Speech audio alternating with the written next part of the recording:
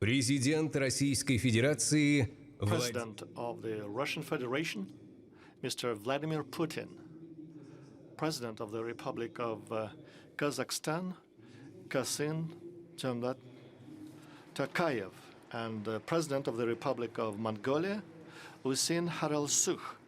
The moderator of the plenary session is Mr. Sergei Brylov. Добрый день, Kassym-Jomart Kemelyevich. Добрый день, господин Khurelsukh. Good afternoon, Mr. Tokayev and Mr. Khurelsukh and President Putin. There will be official speeches now. And I've been walking around and I made sure that you are not Ms. Merkel. What? You are not Angela Merkel. And, well, it was not that difficult to notice it. And I have a mobile phone, unlike you. What about you? Do you have it? You do not have it since the time of St. Petersburg? Not even then? No.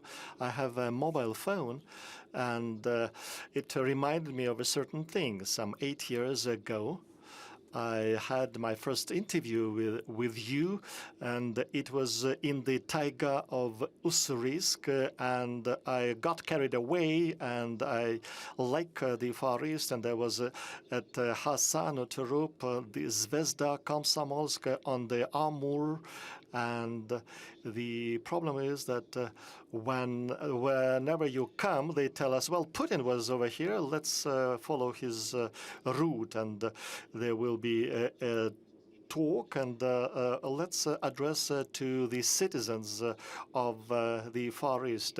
Why are you coming back? What makes you coming back to them? And the citizens of the Far East, both the previous generations and those living now, are pioneers. They're living at the frontier. You have to imagine what kind of work will have to be pulled through to master these territories, to develop these territories.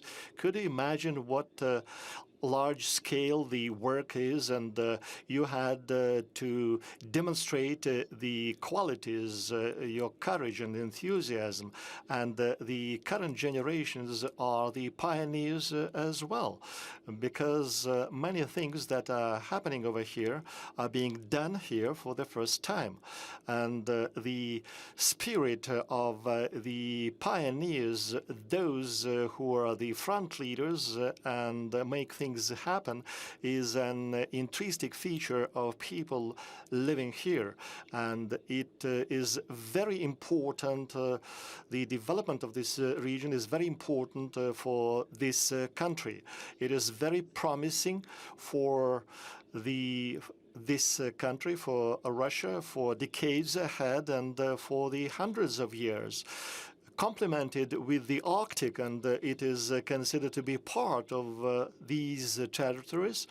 We tend to understand why we pay so much attention to these areas. Arctic accounts for 18% of the mineral resources, and it is the mineral resources of not only of Russia, but the mineral resources of the whole world. And that's why we should act in the business-like manner when working here. That's why Russia is focusing on the development of these territories. Let's agree on the format of the discussions. There will be official talks, and I would like to give the floor to the presidents of Kazakhstan and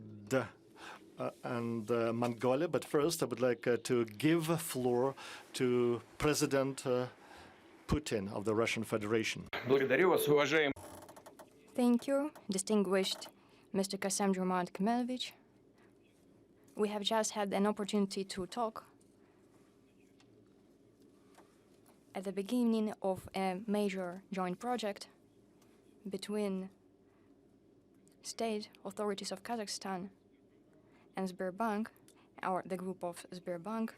And I would like to once again thank you, Mr. President, for the decision to opt for the Russian partner distinguished Mr. Kassym-Jomart, distinguished Mr. Ukhnaagiin, Khurelsukh, ladies and gentlemen, dear friends.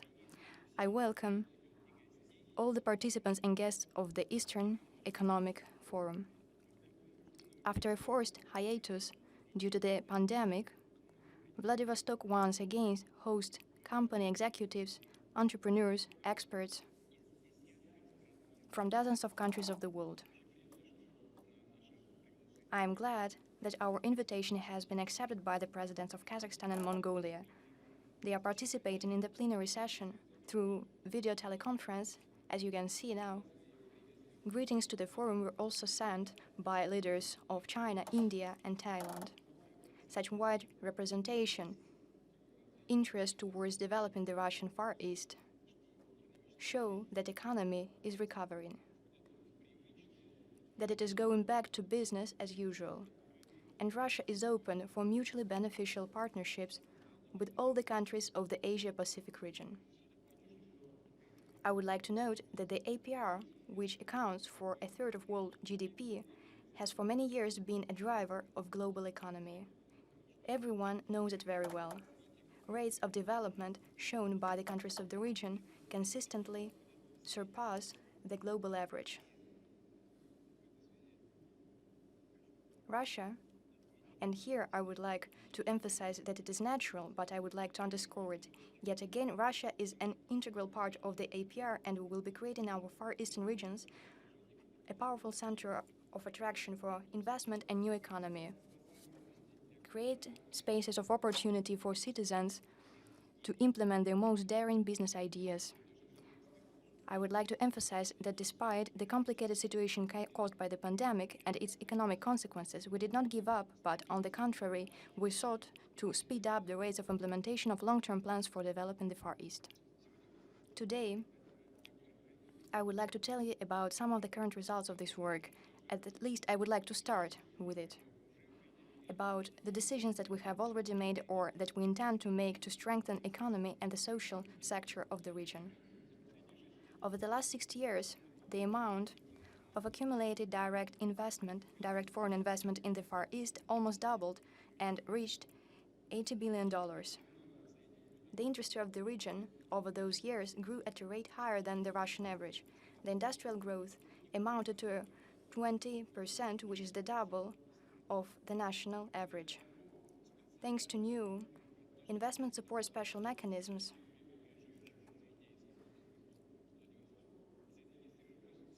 over 2,500 residents have registered in the advanced special economy zones and the free port of Vladivostok. 68,000 new jobs were created. In the Far East of the Russian Federation, in such subjects as the Amur region, the Khabarovsk territory, Primorye, projects of world impact have been launched in aircraft and shipbuilding, in chemical industry, gas processing, logistics. I would like to underscore this, esteemed colleagues. This diversity of the regional economy is something that inspires us to achieve new goals in these directions.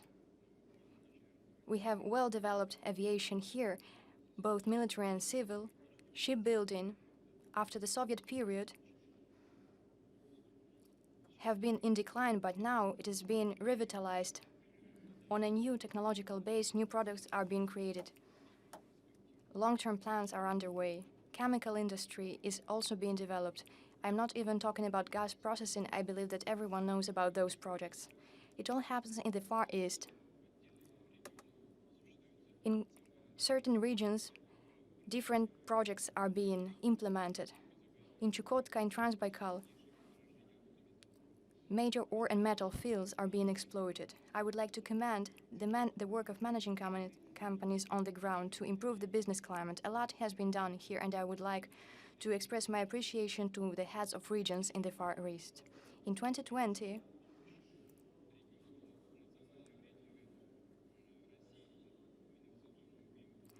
four Far Eastern subjects of the Russian Federation made it to the top 30 in the National Investment Climate Ranking. I hope that their numbers will continue to grow in the future. In 2017, there were no such regions in the top 30 at all. We steadily strengthen guarantees and expands business opportunity across Russia. We are well aware of the need to constantly propose new, more sophisticated solutions, especially for the Far East, which is tasked with advanced development at a rate higher than the Russian average. And here, we must create competitive conditions for the work of our partners. It means that tax burden criteria, cost of debt, speed and quality of public services for business should be globally competitive, as I have just mentioned. The best, not just better, but they have to be the best in the whole Asia-Pacific region. It is a very hard task, but it is something that we have to seek. It is precisely this essential unprecedented package of privileges that we are going to create in the Kuril Islands, where we will fully exempt business from key taxes on profit, property, land, and transport for a period of 10 years. I would like to emphasize, for this to apply, it is not enough for the company to be simply registered on the Kuril Islands. It has to be working there, building, opening enterprises, hiring employees. Eligible companies will also be entitled to lower insurance fees, 7.6% for a period to 10 years as well. Across the Kuril Islands, a duty-free zone regime will be in effect. It means that importing goods, equipment, and exporting end products will be simpler and easier. Within this zone, VAT will not be levied until the merchandise leaves the territory of the islands.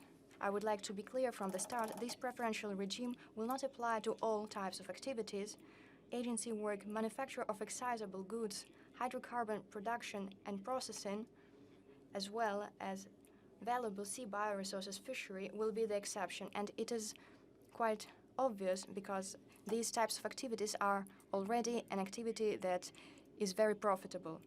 And I would like to emphasize that tax, customs, administrative advantages are something that not only national companies but also foreign investors will be able to make use of, including, naturally, our neighbors, including our Japanese partners. We have discussed it with them earlier in terms of creating conditions to develop the economy of those islands and possibilities for cooperation there. Taking this opportunity, I would like to digress a little. This year, Japan hosted the Summer Olympic Games. In a few years, the Paralympic Games will be ending. I would like to congratulate the organizing committee, executives, and citizens of Japan. With some of the heads and organizers, I am well acquainted. I would like to congratulate them all on being able, in difficult times, to successfully hold such a high-level event, create the necessary conditions for athletes to compete. But back to our original topic, we hope that this preferential regime on the Kurils will yield tangible results for the development of the islands and for launching promising projects. First and foremost in such fields as tourism, sea farming, fish processing. For Russia and naturally for our citizens living in the Far East, it is important that centers of economic growth with large export potential be created in the area. It means new jobs, an increase in personal income, development of small and medium-sized enterprises. Railways and roads, seaports of the Far East today service a considerable part of Russia's international trade. We work on expanding their capabilities, on developing a trunk infrastructure. First and foremost, we increase the traffic capacity of Baikal-Amur mainline and the Trans-Siberian Railway. We have talked about it a lot, and a lot is being done, but we need to do even more. I would like to go into more detail on the matter of Baikal-Amur mainline. Our country has taken up this project several times. Back in the first half of the 20th century, research was conducted and parts of the railway were constructed. However, it was in 1974, almost 50 years ago, that full-scale constructions began. We will make sure to duly celebrate the 50th anniversary since the beginning of the construction of Baikal-Amur mainline. And today I would like to express my appreciation to veterans of the construction who, in harsh weather conditions, made it through the taiga through mountain chains to build this necessary and even more indispensable traffic artery for our country. Dear friends, you laid down a solid foundation, and today our task is to put into practice plans to modernize the main line, to develop the whole eastern polygon of railways, meeting the outlined deadlines and the announced parameters. I hope that we will be able to live up to this promise. I would like to note that rail traffic and transshipment in Russian ports are on the rise. This means export revenues and budget revenues. It also means additional resources which we primarily use to solve the social problems faced by our citizens. But we cannot forget about trade-offs either, about environmental risks, about coal dust, for example, such a simple thing, but people can feel it.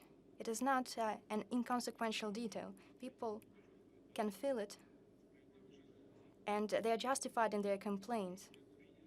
We have already made several decisions in this regard. Inter alia, agreements have been signed with stevedoring companies. They stipulate that Russian ports should be equipped with environment-friendly, best available technologies for cargo transshipment. Such technologies are being in use in Russia, and they are more and more widely used across the regions. And I hope that in the Far East it will be something that is introduced at a good rate. I believe that we should go even further and codify such requirements at the legislative level so that Russia's cargo ports, not only Nakhodka, Vladivostok, but also Murmansk, Kaliningrad, Novorossiysk, and others, were equipped with continuous environment monitoring systems. There is another pressing area-specific problem in the Far East. It is the shortage of construction materials. Many of those materials have to be brought from hundreds or even thousands of kilometers away. This naturally directly affects the rate and cost of the projects, not only in infrastructure, but also on the housing market. In the nearest future, we need to increase manifold construction material manufacturing in the Far East. Inter alia, we will create a modern cluster for this industry in the Khabarovsk territory, which has all the necessary resources, production capacities, and personnel for this task.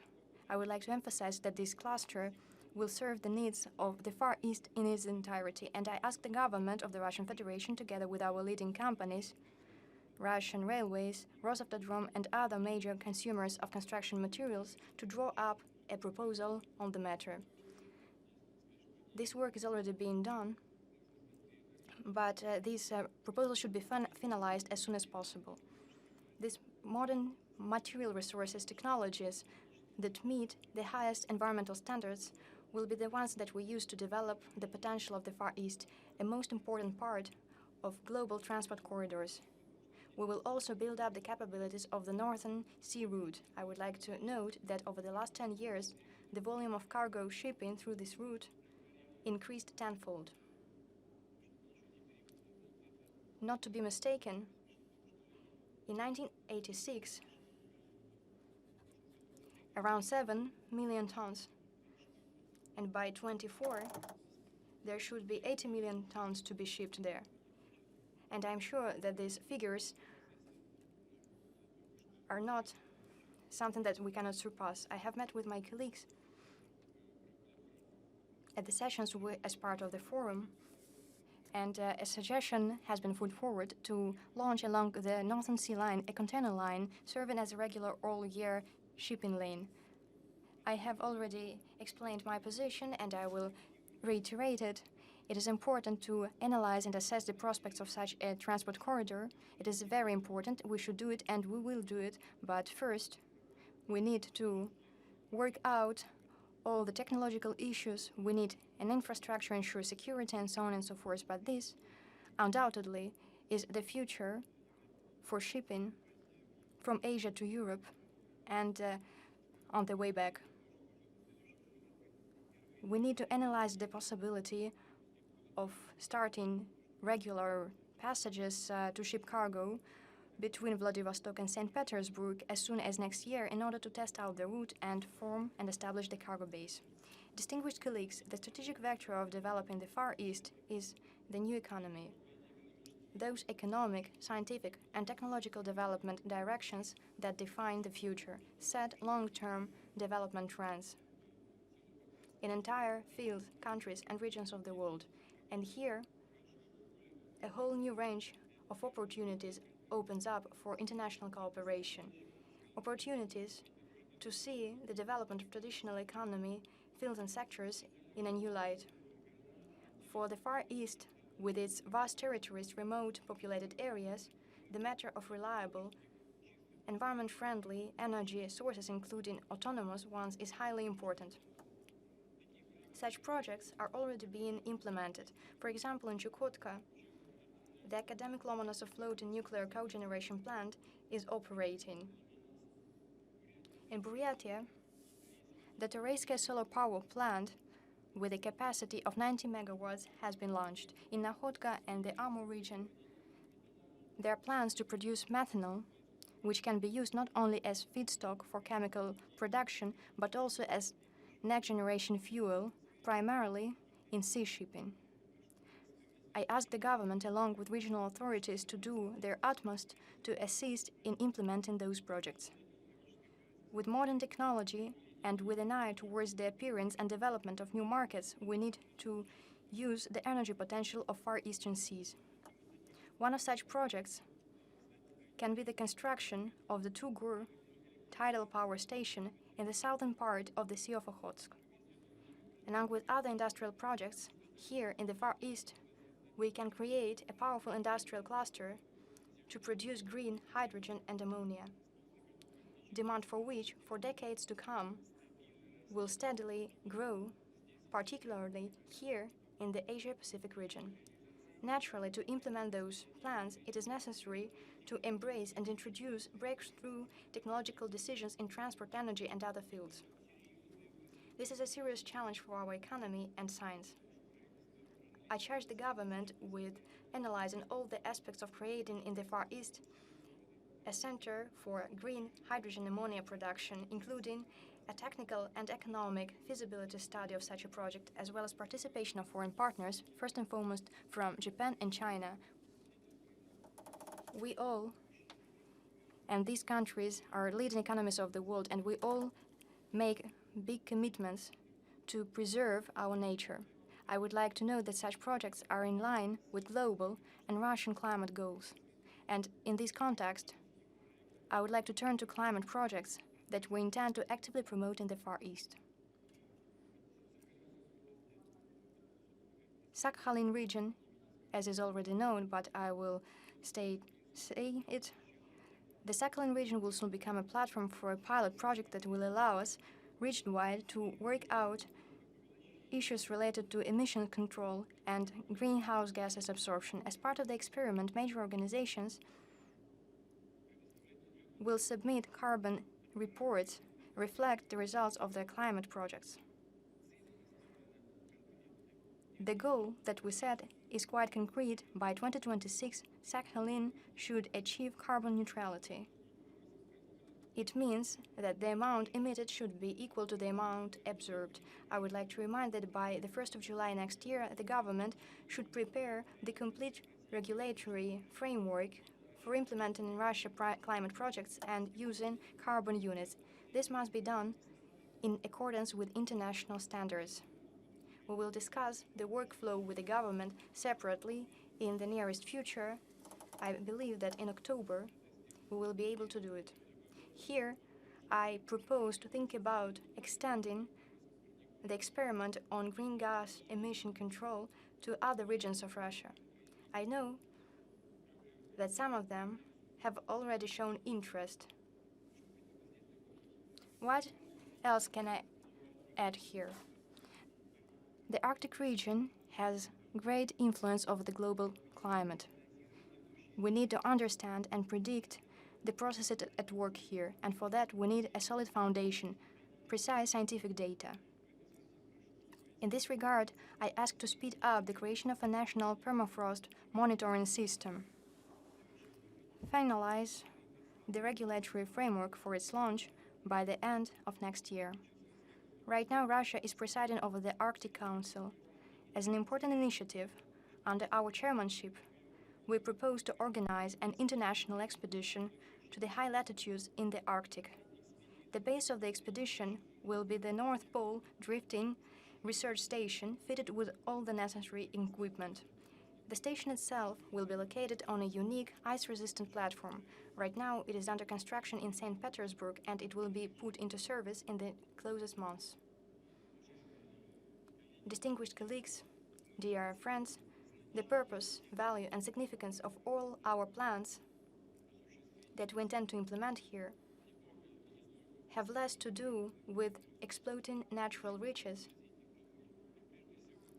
than with attracting investments and technologies, but first and foremost, it is about ensuring that people in the Far East can live comfortably, to ensure that they can make use of their knowledge and talents, start a family, build a house, raise their children. I would like to note that since 2019, in the Far East, a special demographic package has been in effect. It includes an increased maternity capital, lump sum payments for the birth of a second child, and for families with 3 or more children, a monthly payment is also provided. These are special measures to support the people who are living here. These measures yield results. Today, the birth rate in the Far East is higher than the Russian average. However, when it comes to the population dynamics, we see that challenges unfortunately still remain. Yesterday, at a meeting with colleagues, we also discussed this matter. We need to fundamentally change the situation, achieve sustainable positive population dynamics in the Far East. And the key element here is, of course, improving the quality of life. I would like to remind that by 2024, every Far Eastern subject of the Russian Federation should have a quality of life that is no lower than the national average. It is a complex and difficult task which requires systemic work. First and foremost, I'm talking about healthcare. Doctors of Far Eastern hospitals, outpatients clinics, rural health posts do a good job and work hard, but it is obvious that there are problems that cannot be solved through formal, averaged, and generalized formulas and approaches. We need to bear in mind the specific characteristics of the region. Right now, I will not go into detail about the matters that we discussed at the meeting yesterday. Undoubtedly, there is a lot to be done, but we will be working it out on other sessions, and the measures of support will be put into practice. The Far East is a vast, scarcely populated territory, and to people who live here should be provided with quality medical care. This care should be affordable and reliable.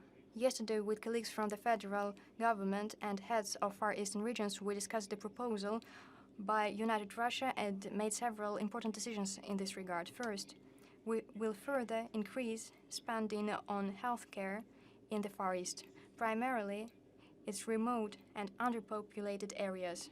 We will earmark for that purpose an additional 6 billion rubles annually. It is but the first step.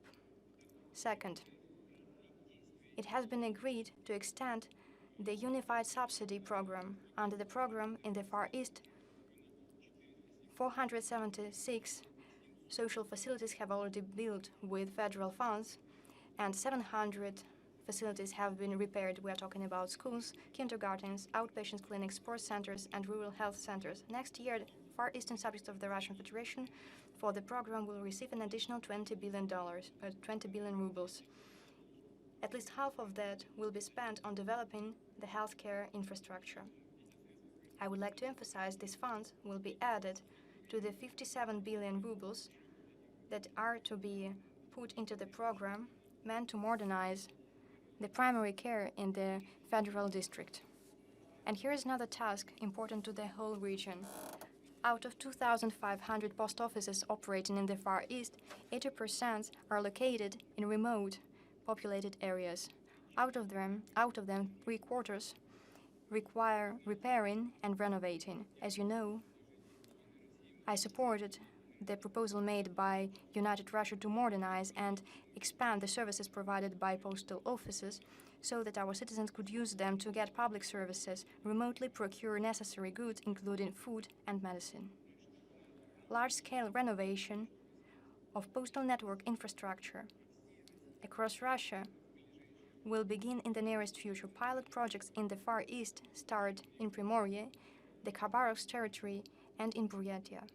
Next, we need to create all the necessary conditions and opportunities to ensure that every resident in the Far East can gain up-to-date knowledge and qualifications, learn an in-demand trade, and find a high-paying job.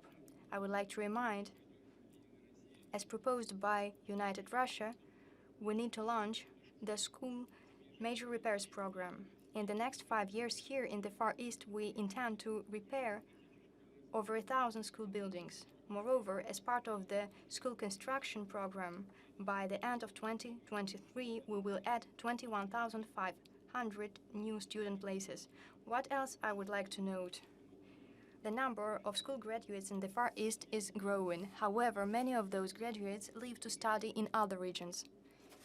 Usually, it is there that they find a job, start a family, and ultimately stay. We need to increase the accessibility and quality of secondary and higher education here in the Far East. Special attention should be paid to the training of skilled personnel. In this regard, I support and propose in 2023 to hold in Khabarovsk the WorldSkills National Competition. I'm certain that it will give an additional impetus to developing vocational education across the whole region. When it comes to free higher education, its accessibility for Far Eastern schools graduates is still lower than the national average. This is why in the coming years we will continue to increase the number of state finance openings in Far Eastern universities. I have statistics here. I will not bore you with them, but I believe that we should change these statistics a little bit. We have to set a higher goal. At the same time, we need to improve the quality of higher education in the Far East, bring up-to-date curriculums, and upgrade research and scientific infrastructure, taking into account the needs of economy, employers, modern labor market, and high demand of the graduates themselves and students themselves. We need to attract more qualified professionals. Within the next 10 years, the Far Eastern Federal University should become one of the leading world universities. When it comes to curriculum, teaching level, and demand for its graduates, it should meet the highest international standards. What else?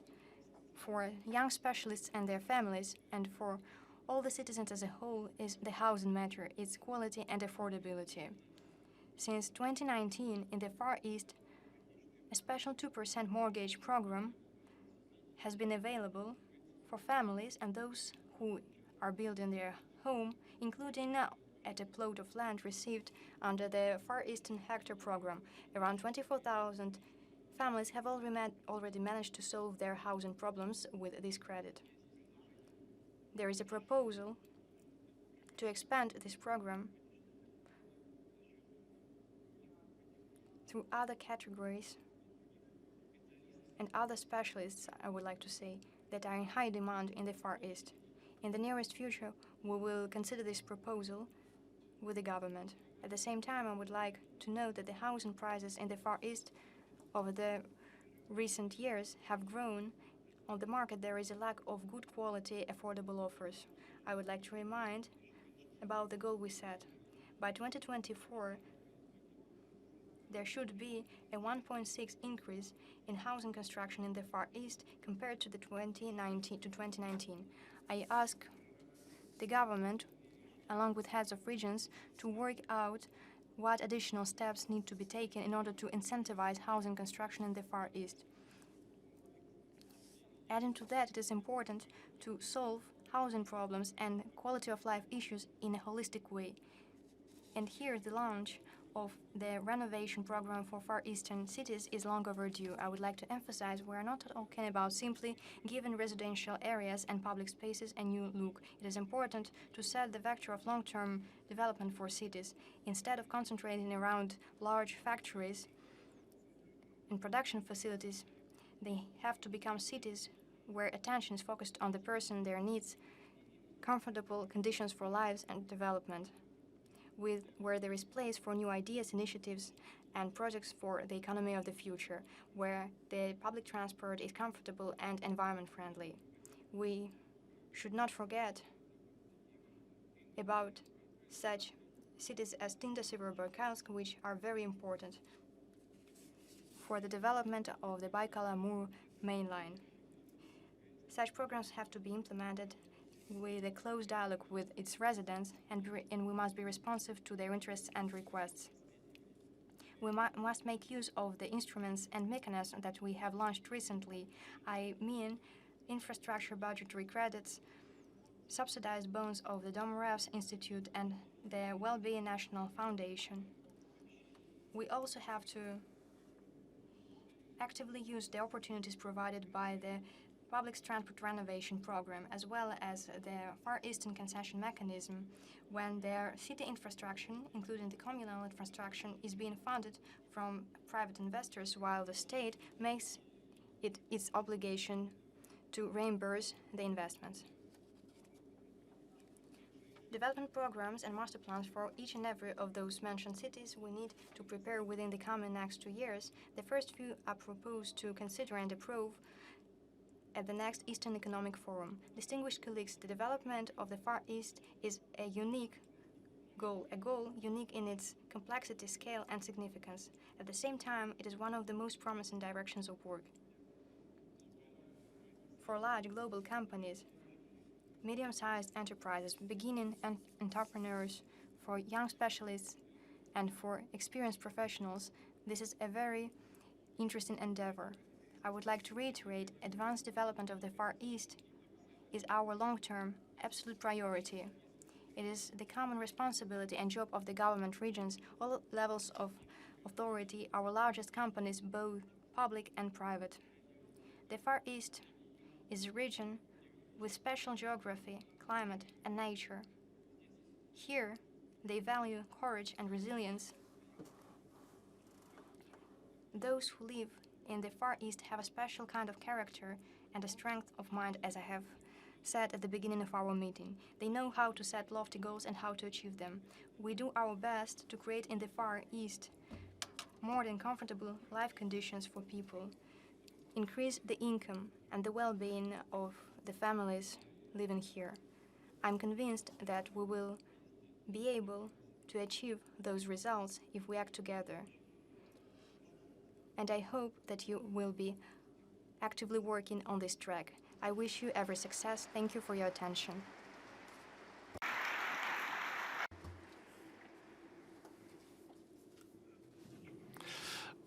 Mr. President, there are a lot of questions, and I will ask some of them right now. This morning, there was a Russia-Japan business dialogue, and I was pleased to hear the confirmation of many plans. We have referred to the Kuril Islands, and there was a discussion some 2 years ago related to the Kurils. And if I understand it right, the customs freedom concept includes Japan as one of the foreign partners, but Japanese are striving for more, and they've been linking the issue of the islands with the peace agreement. And since the past discussions, there was a referendum on the constitution, and there is a new provision that Russia territory is not divided, and so the Kuril Islands are part of Russia for always. Does it change the approach of Russia to cooperation with Japan? No, it does not change our approach. We are still interested in the peace agreement, and this document is a must in our relations, the more so that both Russia and Japan are interested in the normalization of the relations. I mean the mutual strategic interests in cooperation between the two countries. We've been maintaining that we have to respect the legally binding results of the Second World War, and we were never against the dialogue on peace agreement, and we come to terms with the former premier, and we agreed to build the relations based on the documents of the 60s. But our partners from Japan have been changing their stance, their position. First, we agreed that we will build the relation based on the Memorandum of 1958. More than that, both the Supreme Council, Soviet, and the Japan Parliament approved the document. Then the Japan refused to adopt it. Then they resumed it again, and then they rejected it again, and it's an internal process. Of course, we will have to take into consideration the realities of our time. One being that when we talk about the peace agreement, we should ensure peaceful future, and we should have assurances that there'll be no deployment of U.S. weaponry and missile in the proximity to Russia. We have posed those issues. We asked the questions, but we have not received the answers to the questions. So it's up to the Japan to proceed with the process.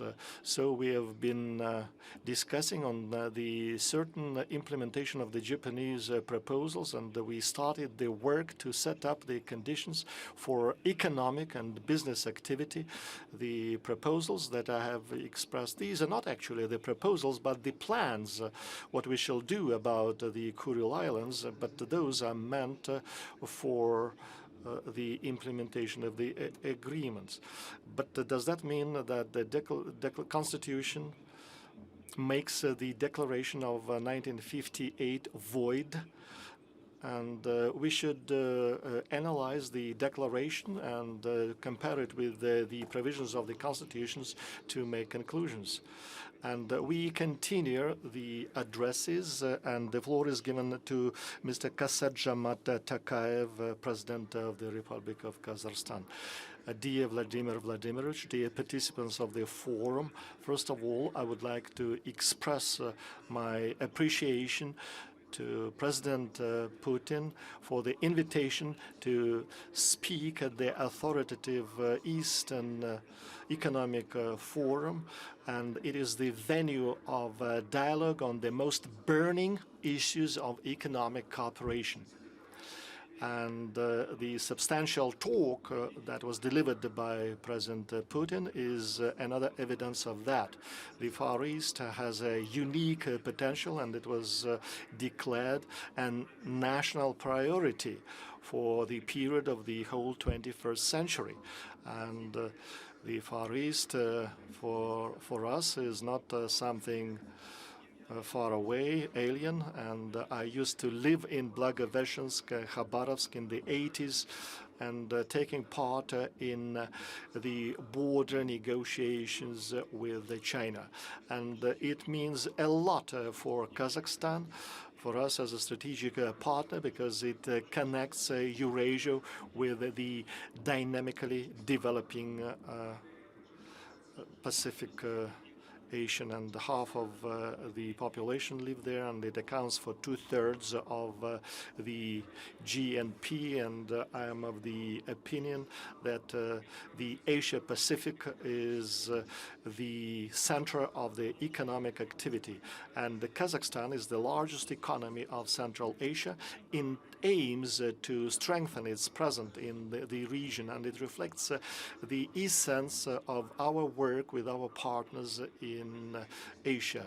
And one of the elements of the strategy of Kazakhstan is a comprehensive cooperation with the Russian Federation, our strategic partner, ally, and the great Eurasian power. And the other countries of the mega region are important investment and trade partners. Last year, and the Asia-Pacific countries that do not taking into account the countries of Americas, a lot of money, 3.2 billion USD, were attracted, and China, the Republic of Korea, accounts for 80% of the amount. But we should not idle, and that's why I would like to indicate a number of the areas that we should make our work more vigorous. First, it is increasing the economic connectivity. And to achieve that, we have to accelerate the construction of the transportation infrastructure. Kazakhstan is a transit hub. Even last year, the transit of cargo has increased by 17%, though despite the pandemic. And it is the result of implementation of the plans of the development of the infrastructure. We started the project some 10 years ago with $30 billion allocated for the infrastructure. We have opened 5 railroad and 6 automobile roads to connect Asia and Europe. Besides, we have refurbished Aktau port and built another one in the Caspian Sea.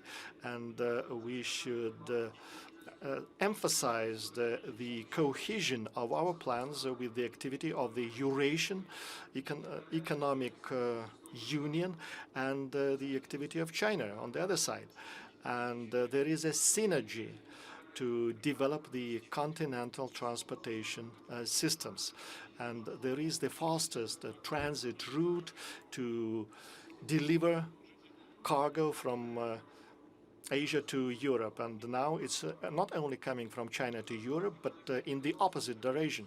The Kazakhstan transit is attractive for the stakeholders. That's why we will keep improving it, and we are starting the construction of the new railroad spur to expand transit of cargo from China, and the investments more than $20 billion. And there will be additional transportation corridors in the Eurasian corridor. The diversification of the routes has become a reality, and the corridor east-west and west-east is expanding, and it's a stable trend. The continental transit routes are not only competing with one another, but also with the sea routes, with marine routes. So I think the Eurasian region countries should strengthen coordination to avoid duplication, and we can use the resources accordingly. And the regular working meetings of the heads of the transportation agencies could serve to this effect. I share the ideas of the EEF to set up new forms of cooperation to unleash the potential of the region. It's up to our best interest to find the growth points to attract investments, create jobs, and support the stable growth in the future. An example of cooperations are plentiful.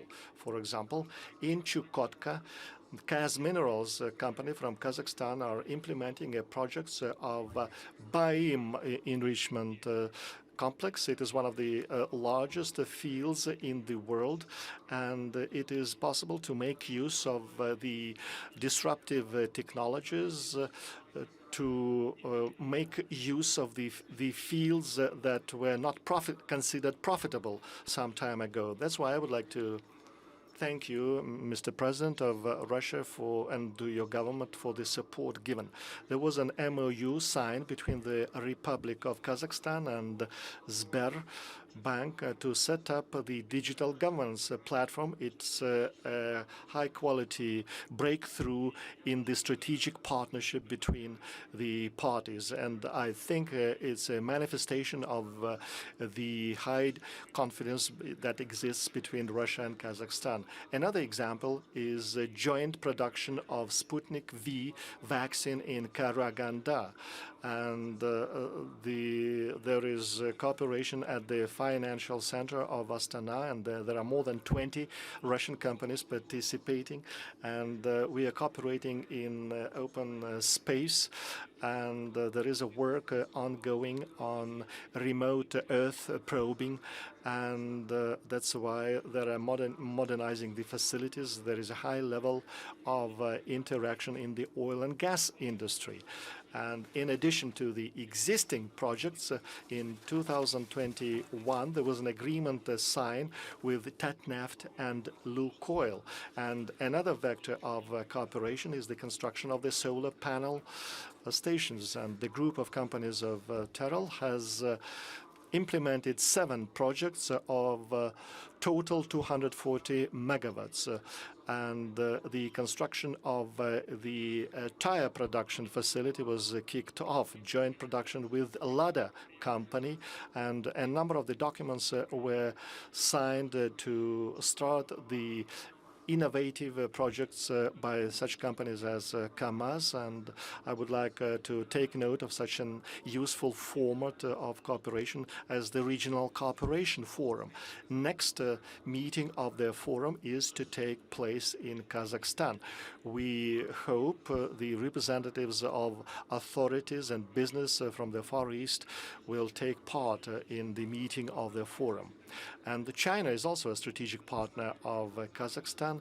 There are more than 50 joint projects being implemented, 24.5 billion USD. Over the past 5 years, 15 projects were finalized with the total sum of 4.3 billion USD. More projects to coming. There is projects related to renewables for 700 million USD. The cooperation in the food industry, and the investment has increased by 1.7. Another important partner is the Republic of Korea for Kazakhstan, and I paid a visit to the Republic of Korea. There are some 750 companies, joint companies working in Kazakhstan. 16 promising investment projects are at the stage of evaluation for 1.5 billion USD, tire production, residential building, agriculture. And the purpose of attracting investments is a priority of the economic policy of our country. Kazakhstan has attracting more than 365 billion USD of direct investments. Even last year, which was we had crisis, the increase was 35%. There was a special vehicle introduced yesterday, the Strategic Investment Agreement. Within the framework of the agreement, the government can find the list of incentives and tax breaks for the investors. And what is important for the investment, such projects are provided legal and fiscal stability. Thirdly, strengthening the cooperation with the Asia-Pacific countries. The trade turnover, not including the countries of North and South America, increased 73 billion USD. 94% of the amount falls for Russia, China, and Korea. And we have high prospects for cooperation and increasing its geography. The role of the Eurasian Economic Union is important, and it is expected to turn on an important player. We have an FTA with Vietnam. There are plans to have one with Singapore. We are looking into the prospects of having a free trade agreement with Indonesia. Within the framework of cooperation with China, the partners are developing on the expanding the agenda related to the industries, and there is work underway to strengthen cooperation with the Republic of Korea. 4, the pandemic has shown the drawbacks of the food security. The UN figures show that the prices for food has increased by more than 30%, resulting in malnourished people in the world, and 1 of the 10 are malnourished, and more than half of them live in Asia. Joint efforts should be needed to provide cheap and high-quality food to those in need, and that's why the leading agricultural country's role is important. Kazakhstan could make a contribution into this business as well. We have the volume of 50 billion in the agricultural and food industry, and more than 20% are exported, and the global brands are coming to Kazakhstan in the next 15 years. We intend to double the export up to 7 billion USD. 70% of it will be processed food. And the industries of Kazakhstan and Russia could coordinate efforts to take the food products to international markets. And Kazakhstan is coordinating the efforts to start export of the food from Kazakhstan to China. And the food transit, similarly to supplies transit, could be an example of coordination.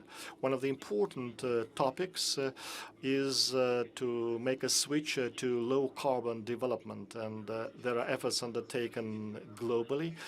The European Union intends to introduce the carbon cap tax, and the international companies are acquiring green assets. The oil and gas sector has less investments. All these things pose risks for our countries, which might result in the deficiency of the resources, inflation, and the drop in the level of life. And we should coordinate our efforts in facing these challenges.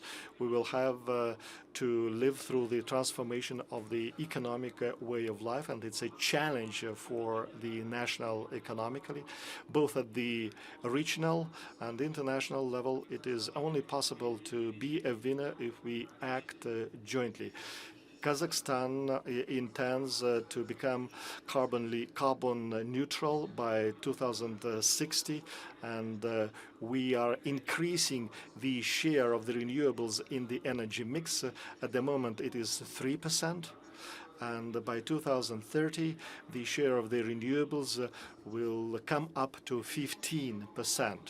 Green growth is the buzzword, the must of our times. The energy transition is inevitable.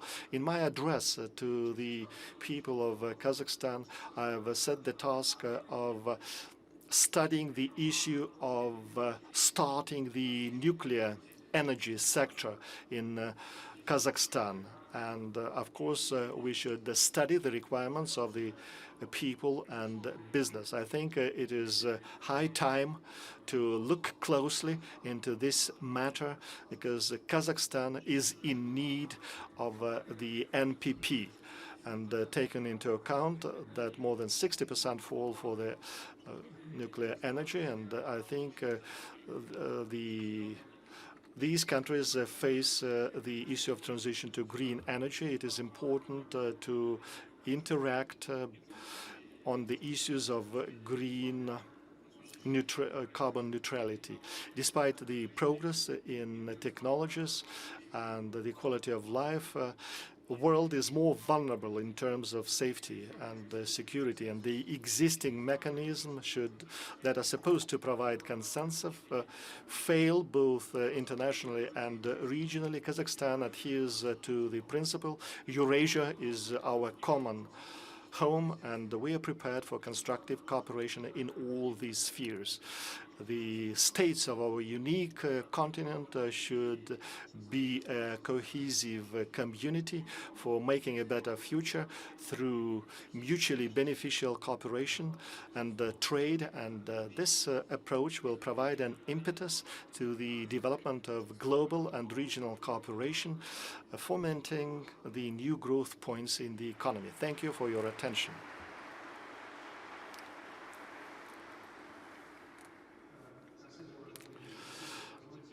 And Mr. President, Kassym Tokayev, on behalf of the Russian and Russian speakers, I would like to thank you for speaking Russian, and it just proves your statement made in the address that Russian will still be used in Kazakhstan. And I would like to note that I've been observing the reaction to your statement, because you cannot you can see that well because of the mask wearing, but Rosatom CEO, Mr. Likhachev, has been smiling when you have been talking about the nuclear energy prospects in your country.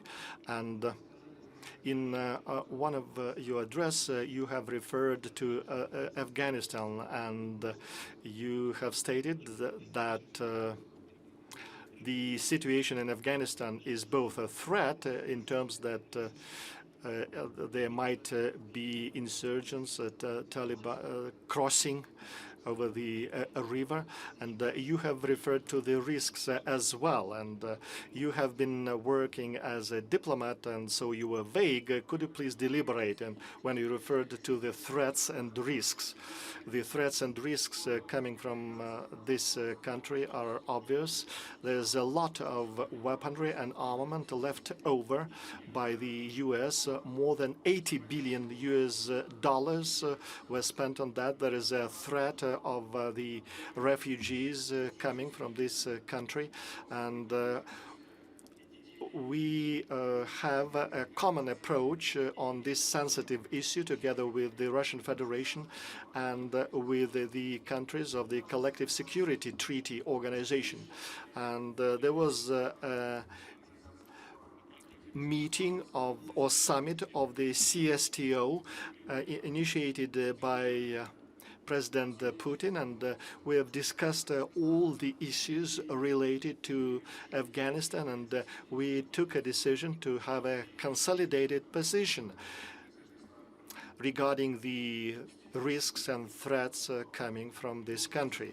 We act under the assumption that we should have judgment based on the actions. That's why we are closely monitoring the situation in Afghanistan, watching over the policy pursued by the power coming to Afghanistan. But our idea is a lasting peace to stay in this country. Okay, we will discuss it, and now the floor is given to the President of Mongolia. Уважаемый Kassym-Jomart Kemylievich, уважаемые участники форума, дамы и господа. Dear President of Russia, dear President of Kazakhstan, ladies and gentlemen, I am happy to welcome you today. First of all, I would like to express my gratitude to the President of the Russian Federation to take part in the 6th EEF. The EEF is being held for the 6th time, started from 2015, and Mongolia is taking part for the 4th time at the level of the head of state. It is a proof that Mongolia considers this forum is very important, and it is also the manifestation of our willingness to cooperate fruitfully with the countries of the region.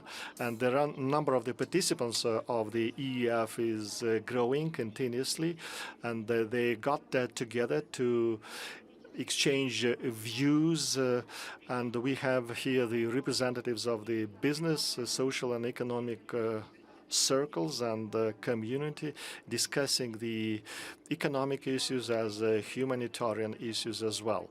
It is the venue of dialogue for the Asia-Pacific, and I am sure that the outcomes of the discussion will be very important, and it will be multiple. And the slogan on the development of the Far East in the changing world takes place in the environment of the pandemic, and looking for the solutions to overcome the solutions that become the effects of the pandemic. We hope that the forum will be playing an important role of opening up the opportunities to overcome the crisis and to recover from the pandemic in the Pacific, with the invigoration of the cooperation in different areas, and it will also kick off important projects and programs. Fighting the pandemic is important, and the vaccination is indispensable for that. I would like to thank the countries that are developing and supplying vaccines against COVID-19, those countries and organizations that help Mongolia in the difficult times. I would like to take the opportunity, and on behalf of the peoples of Mongolia, I would like to thank the government of Russian Federation, Chinese Republic, India, that supplied their vaccines to Mongolia in the most difficult part, and also to the government for the financial support. The international and regional cooperation and the fair distribution of vaccines and the supply of the vaccines free of charge to different countries, exchanging ideas on fighting a pandemic is indispensable for overcoming the COVID-19 pandemic as soon as possible. I would like to congratulate the government of Japan for organizing the Olympic Games at such a difficult time. More than 11,000 countries from 206 countries have been taking part in the Olympics, and it was a great experience of organizing major sports event in difficult times. And we are celebrating the 100-year anniversary of diplomatic relations between Mongolia and Russia, and the relations have a rich history, and it will be enriched by the agreement on the strategic partnership, and it would make an contribution into the regional cooperation. The priority of our cooperation is friendly relations between two neighbors, Russia and China. I would like to note that our partnership is based on mutual understanding of the peoples, and it is developing and expanding in all the directions despite the difficult effects of the pandemic. Mongolia has been supporting the Russian initiative of the large Eurasian partnership and the Chinese One Belt, One Way initiative, and we are grateful for the possibility to participate in the infrastructural projects and the green development initiative. The purpose of the recovery of the economy is based on the Vision 2050 that was approved by the Parliament of Mongolia. The priorities are ore, manufacturing, food industry, agriculture, tourism, small and medium businesses, logistics, and innovative technologies. We will be happy to cooperate with the Far Eastern regions and the Asia-Pacific countries. Ladies and gentlemen, Mongolia has a unique geographical location bordering only on two major countries, the Russian Federation and the Chinese People's Republic. The economic sector of Mongolia is linked to our neighbors in the north and in the south. That's why we place great significance to the economic relations with these two countries. Mongolia is one of the 32 countries that is landlocked, but we are capable of using the advantages of our geographic position, and we are prepared to become the so-called transit Mongolia, to be the transit hub. Mongolia, just like the rest of the world, has been facing the economic implications of COVID-19. However, we are observing the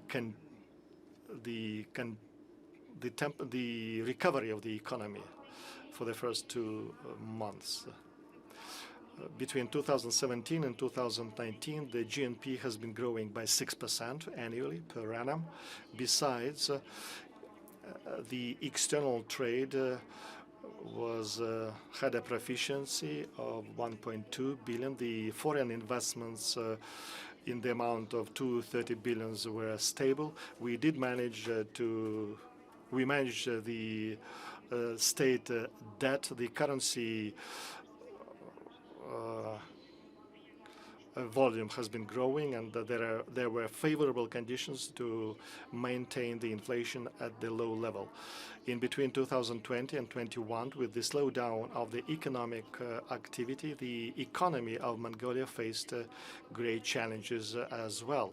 To overcome the difficulties, we have pursuing the anti-cyclic policy, and we have taken the economy support measures to counter the economic crisis. We are vigorously cooperating with the other countries, the foreign investors and transnational corporations, and in addition to the mining industry, which is the main sector of industry in Russia, we provide support to the export-oriented companies, agricultural companies, the energy sector, and we are constructing the oil refinery at the moment. The Far East is rich in mineral resources, and it becoming an important economic hub of Asia. The entrepreneurs and businessmen are interested in this region and intend to invest into it. Our country has opened the trade office in Vladivostok to provide for the cooperation and expand economic activity, and we are sure that this step will be a major contribution into our economic cooperation. The activity of the representative office intends to provide for export by sea to the market of Asia and Southeast Asia, the import of goods from over there, as well as performing marketing survey, marketing research. Mongolia has always been paying attention to strengthening cooperation with the Eurasian Economic Cooperation. We are considering the conclusion of the FTA with the UAE, and it is intended to bring down the barriers in the external trade activity and make Mongolia part of the integration processes. I would like to refer to trilateral Russia-Mongolia-China program, and it refers to corridors for the haulage of the goods. We are cooperating with our neighbors in the construction of the railroad corridor, construction of the automobile roads, and construction of a pipeline from Russia to China through the territory of Mongolia. And there is a vigorous work to make the pre-feed of the pipeline running through Mongolia, and it will be one of the major projects in the Far East. The shortest automobile routes connecting Asia and Europe cross Mongolia. That's why when the trade volume between China and Russia is growing, between Asia and Europe is growing, and Mongolia is prepared to use the favorable geographical position, and it will be instrumental in economic cooperation. Mongolia is pursuing the open policy to facilitate trade and transportation, to make an access to seaports, and we have started the infrastructural projects such as construction of the new railroad net, expanding automobile road networks, and construction of new airport, and setting up a new regional transportation center. In the future, we'll have to accelerate the other viable projects, such as refurbishment of the Central Railroad corridor, that is a part between the corridor between China, Russia, and Mongolia, the railroad corridor connecting Baikal region and eastern Mongolia, and the western railroad corridor connecting Tiva and Mongolia, and the high speedway connecting the three countries. Mongolia is open for cooperation to implement these regional and international high profitability projects. Ladies and gentlemen, it is necessary to pay attention to the environment protection and undertake measures, because there are natural disasters occurring more often, and it could be detrimental for the stable economic development and affect the livelihood of people. The smoke from Yakutia reached Ulaanbaatar and even the North Sea, and the sand storms reached not only China, Japan, and Korea, but crossed the Pacific. And I think you tend to agree that for us, as neighbors of the regions, it is important to maintain cooperation at the regional level, to have joint projects to protect our countries from the natural disasters and maintain the environment from changes. To meet the energy requirements and to increase the renewables share in the energy mix, it is important to develop the connection grid centers. Mongolia is self-reliant in energy, but we can become the net exporter of energy, and we will be gravitating towards the renewables and implementing the projects of constructing the power plants, and such phenomenon as migration processes and mutation of microorganisms and the others result in the risk of transfer of diseases from animals to humans, and there are trans-border risks that are becoming more obvious. That's why it is necessary to strengthen the exchange of information and experience, which will be important for strengthening our capacity to counter pandemic. We should set up conditions for economic growth, and I would like to call upon you to pay attention to our proposals to have activities implemented on biological safety and measures to counter pandemic. Ladies and gentlemen, I wish you all the best and success to the participants of the forum that gives an opportunity to exchange opinion on the development of the Asia-Pacific countries and further cooperation between these countries. We have heard a lot of new business ideas, and we have tried to present our stance on these issues. I would like to express gratitude to Russia for organizing the forum, and high appreciation to President Putin to take part in the forum. Thank you for your listening.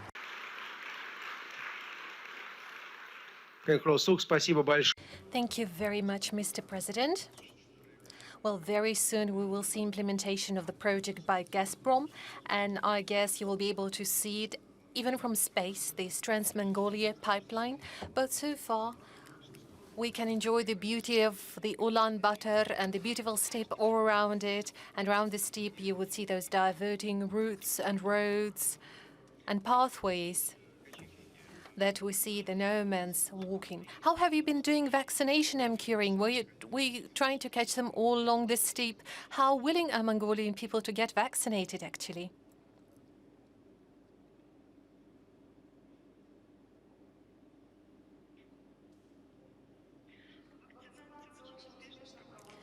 Vaccination rates are going very well in Mongolia. And currently, the Ministry of Healthcare has registered 7 vaccines for emergency use. And the efficacy of the vaccines and the importance of vaccination is very well understood by Mongolian people, and they are very much willing to get vaccinated. Since February 2021, we've started the vaccination campaign. And today, around 90% of the target group of the population, or rather 68% of all the population, have been vaccinated. And we see very good results. Around 2% of the vaccinated get infected, but that demonstrates high efficacy of the vaccines we've administered.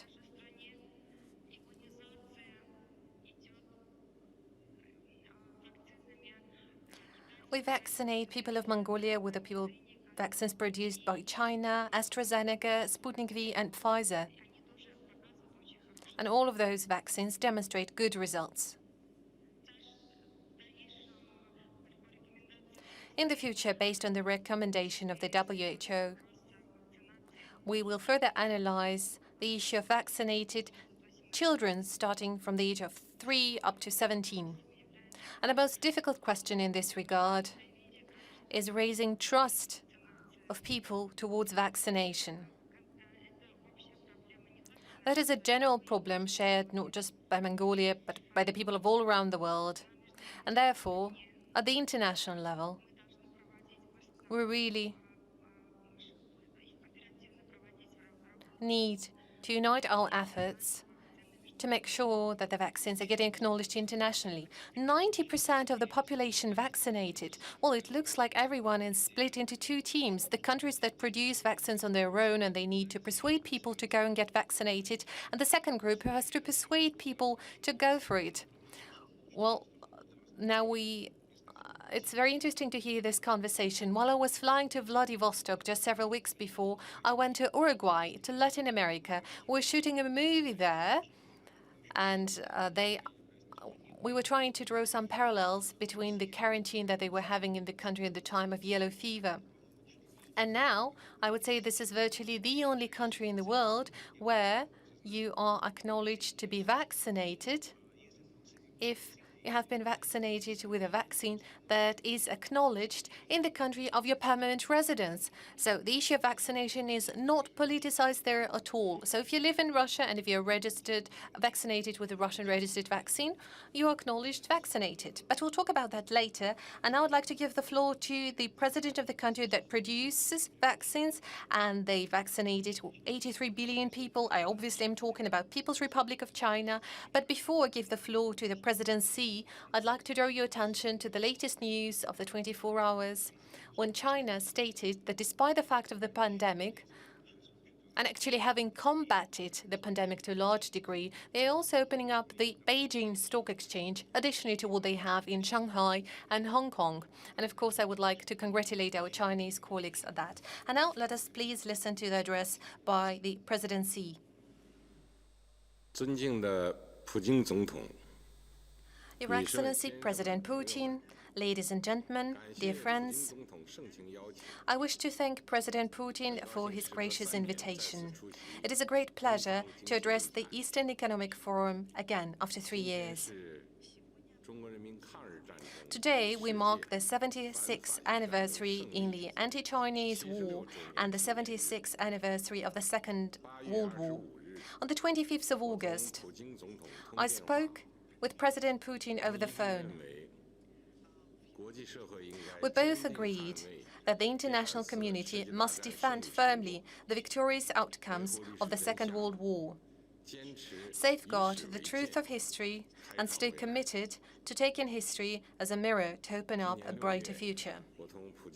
Early in June, President Putin and I had a successful video conference meeting. Together, we have announced the extension of the China-Russia Treaty of Good Neighborliness and Friendly Cooperation, and reached new common understandings on major issues such as strengthening China-Russian strategic cooperation and advancing bilateral practical cooperation across the board.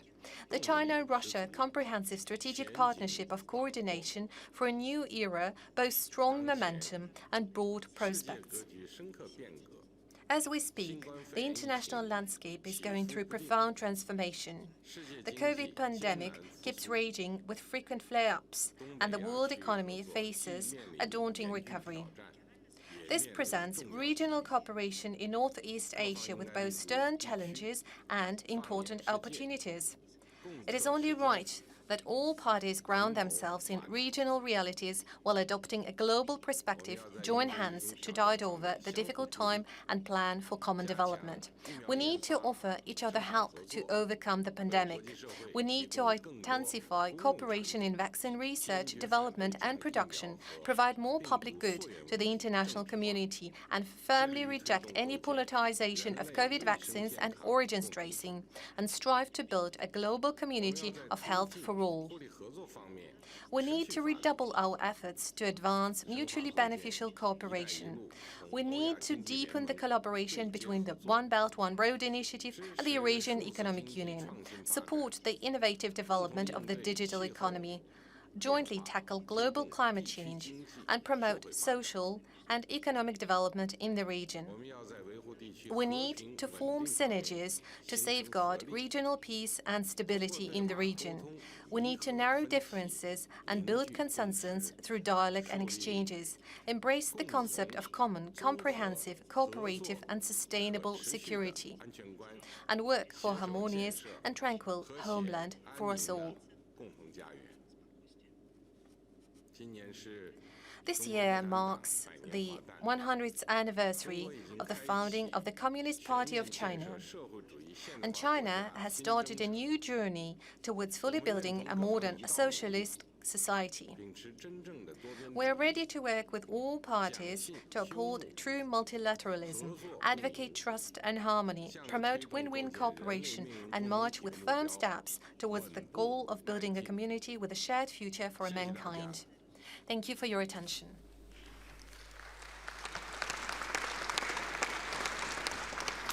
That was a very informative presentation by President Xi, and that gives us more food for further discussion. He mentioned once again the issue of safety and security, echoing the President of Kazakhstan.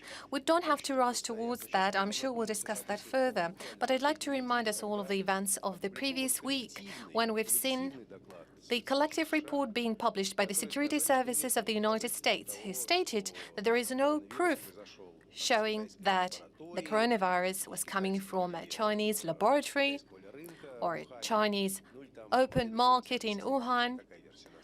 There are many more different versions. Well, President Putin, is that important to you, where the virus is coming from?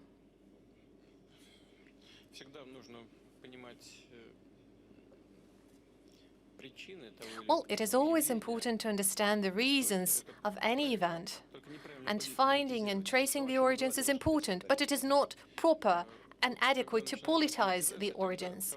Whenever politicization comes into play, there is always less trust towards the conclusions that are being drawn based on that type of politicized approach. We always get to feel that the truth is somewhere far away from us. And all the type of research and discoveries should be conducted objectively, based on facts. But it's good to see that the US security services came to this conclusion. It should have been done much earlier.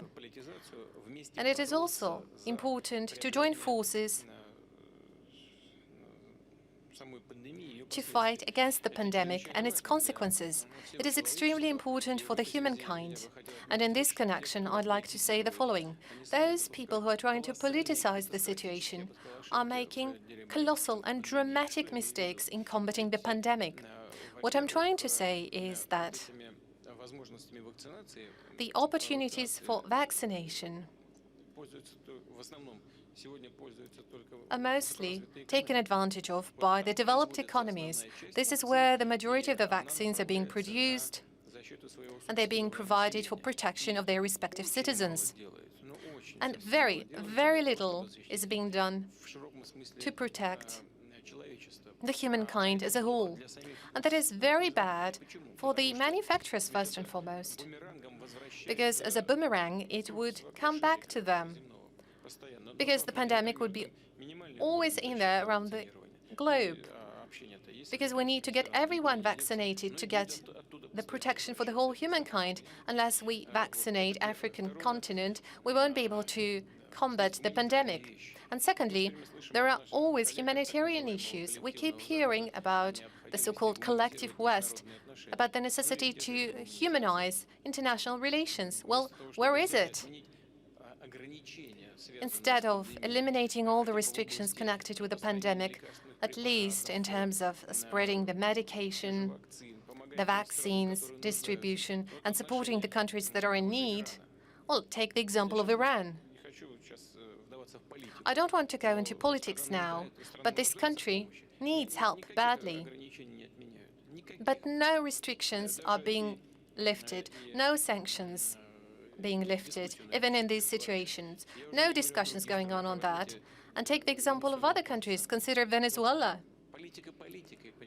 Let us leave politics aside. Humanitarian affairs is something that has to be applied consequentially if you want to be trusted. And as for economy, the same thing here. Economic recovery is happening first and foremost in those countries that use financial tools to inject liquidity and inject cash in their economies. And that is all happening at the cost of budget deficits. Well, why don't you help developing economies? But so far, that is not happening. Take a look at the level of budget deficits in the leading economies of the world. They have increased dramatically. Why? Because of the cash injection of the economy. And as a result, those economies are recovering faster. While it would be much better to take care and to think of the interest of all the participants of the economic activity. Well, this is something that we currently lack. But I would say that politicization of the situation would bring no good results. So it is important to unite our efforts. Well, it's actually no coincidence that I've mentioned Latin America. I've been the Secretary General of the Latin American Integration, and I was talking to the General Secretary of this organization, and I asked him, have you ever faced a situation that the Russians would come up with vaccines, and as people say, Russians are doing the vaccine diplomacy in a way that they demand something in exchange? And he told me, certainly not, and I'd like to double-check it with your colleagues from Kazakhstan and Mongolia. When a small and friendly country from the north called Russia was coming to you offering Sputnik V vaccine, were there any preconditions for using the vaccine? No, nothing of the kind was happening. On the contrary, the Russian government and the Russian people have rendered us great support, and the Mongolian citizens voluntarily are being vaccinated with Sputnik V. We do have vaccines from China. We have vaccine from AstraZeneca. We also have the Russian vaccines. And this is something I mentioned in my speech. And I'd like to use this opportunity to express my gratitude to President Putin and to the Russian Federation for offering support to Mongolia. Supplies of vaccines have played a major role to improve the situation in the country for the better. Thank you very much. Let us proceed. We have a lot of participants planned for today, and not all of them are online with us, but now I would like to listen to the address of Prime Minister of India, Narendra Modi. Let's listen to that. President of the Russian Federation, my dear friend, President Putin, Excellencies, participants of the Eastern Economic Forum, Namaskar.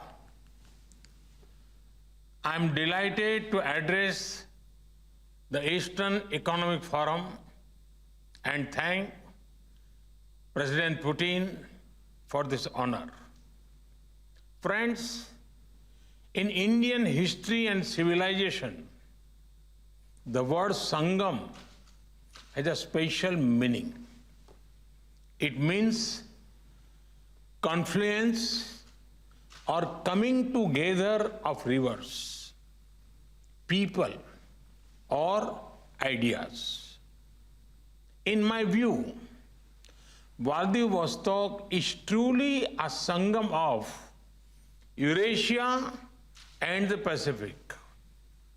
I applaud President Putin's vision for the development of the Russian Far East. India will be a reliable partner for Russia in realizing this vision. In 2019, when I had visited Vladivostok to attend the forum, I had announced India's commitment to an Act Far East policy. This policy is an important part of our special and privileged strategic partnership with Russia.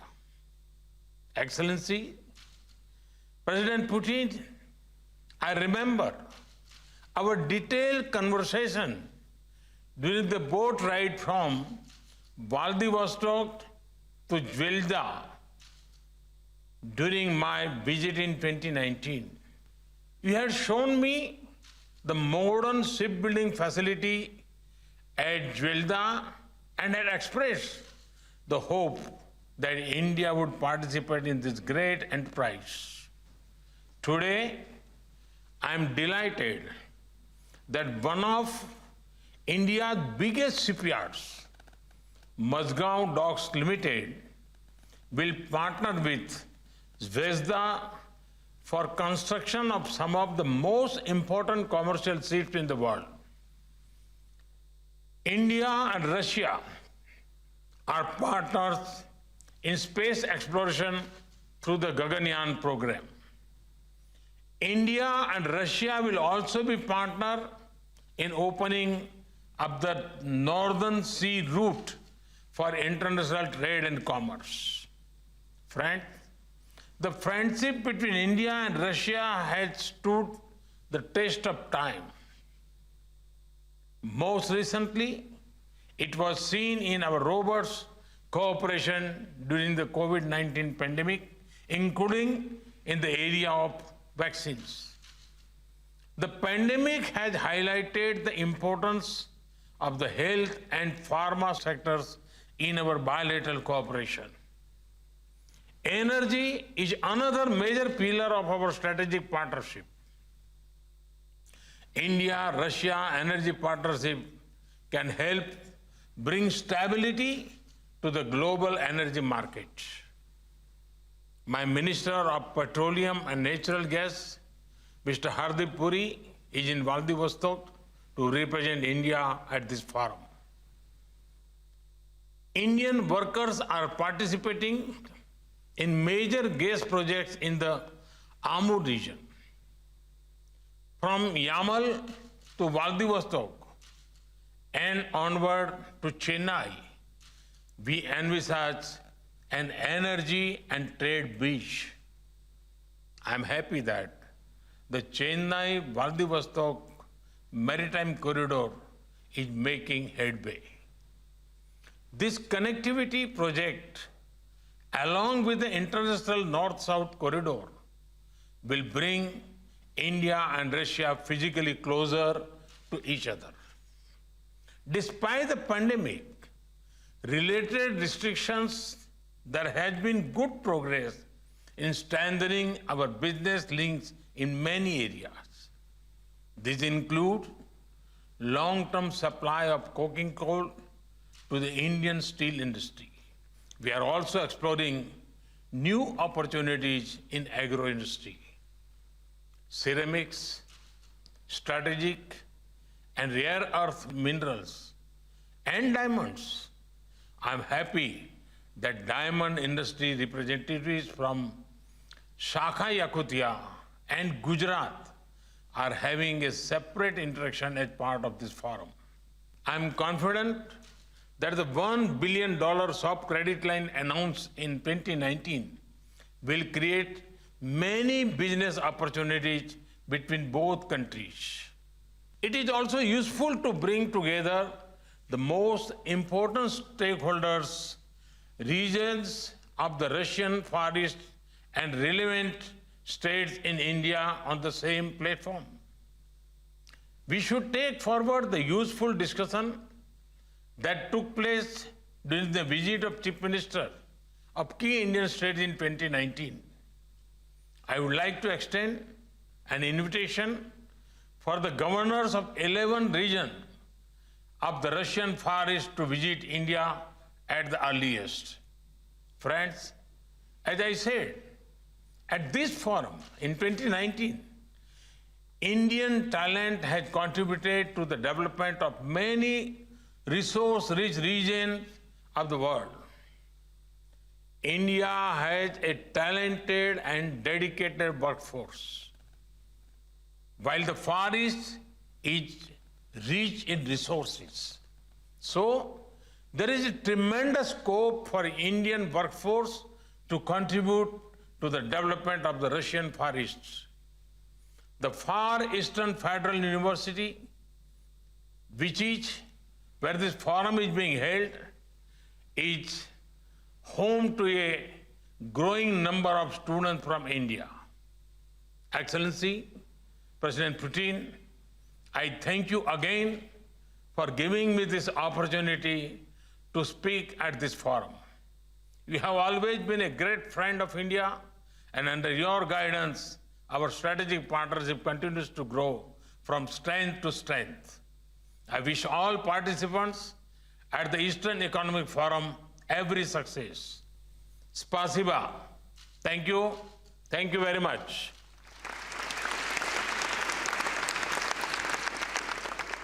President Putin, I guess just the day before yesterday, you've been to Moscow Lomonosov University, to the Innovative Center in there. Yes, that's correct. And I remember you made a remark there on the fact that the Northern Sea route is of interest to many countries that actually have nothing to do with it geographically. But we've just heard the Prime Minister of India mentioning the Northern Sea route and the support that India could render. Despite the fact of India being a southern country, have you mentioned India as one willing to participate there? Well, you should have mentioned the continuation of this remark. I have also stated there that we very much welcome the type of interest. We very much welcome it.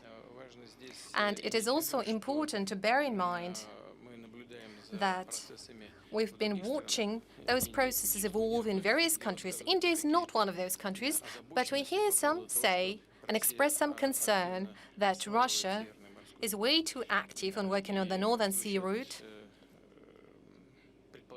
And we've also heard some assumptions that presumably we're trying to restrict or limit access to the route for others. Well, that is certainly not true. We don't have any plans of the kind. More than that, we very much want this work and this process to be structured strongly in line with the international maritime law dating back to 1982, as far as I remember. And there is one more international document guiding the cooperation in the Arctics. And we are very much open for this cooperation. We currently stick to those rules, and we are determined to stick to those documents in the future. We're guided by them, and we are completely satisfied with that. And that also means that the Northern Sea route is most economically feasible and safest route, going through the Russian waters and through the domestic seas of Russia. So what kind of concerns could we have? We are quite satisfied with the current situation. And the more efficient we are in using this route by all the stakeholders, the better. And we very much welcome the interest expressed by India, the interest from the People's Republic of China, other European countries. And I very much hope that under the Northern Council and the Arctic Council, where Russia currently presides, we will certainly revisit those discussions. And we have paid sufficient attention to this issue at the meeting we've had in Geneva with President Biden.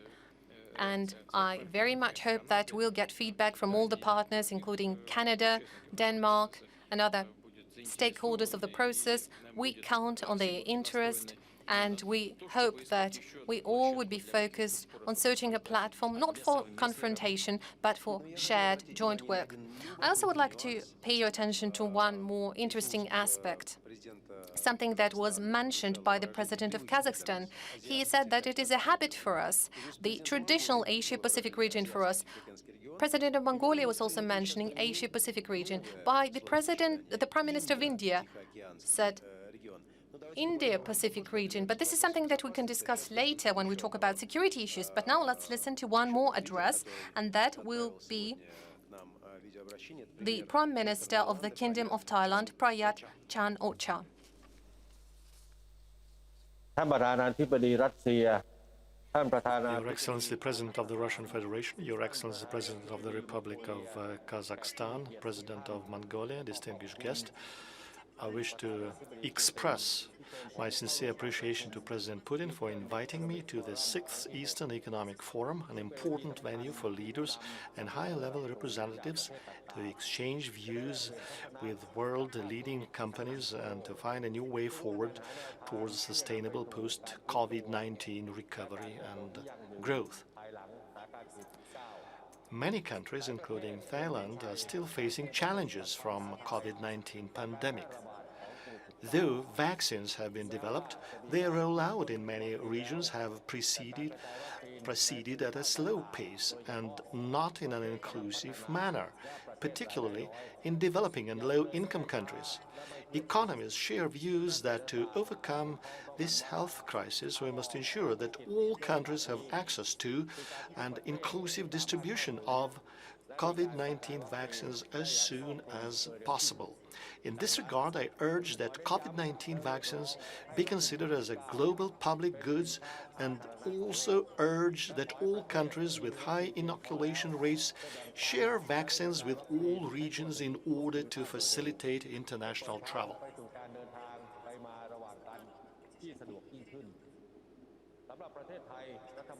For Thailand, the government and all relative sectors are doing their utmost to provide vaccines for all the residents of the country.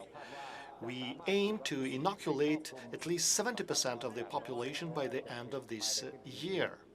In addition, our medical team and researchers are developing homegrown vaccines, some of which are already in the phase of clinical trials on human with satisfactory result.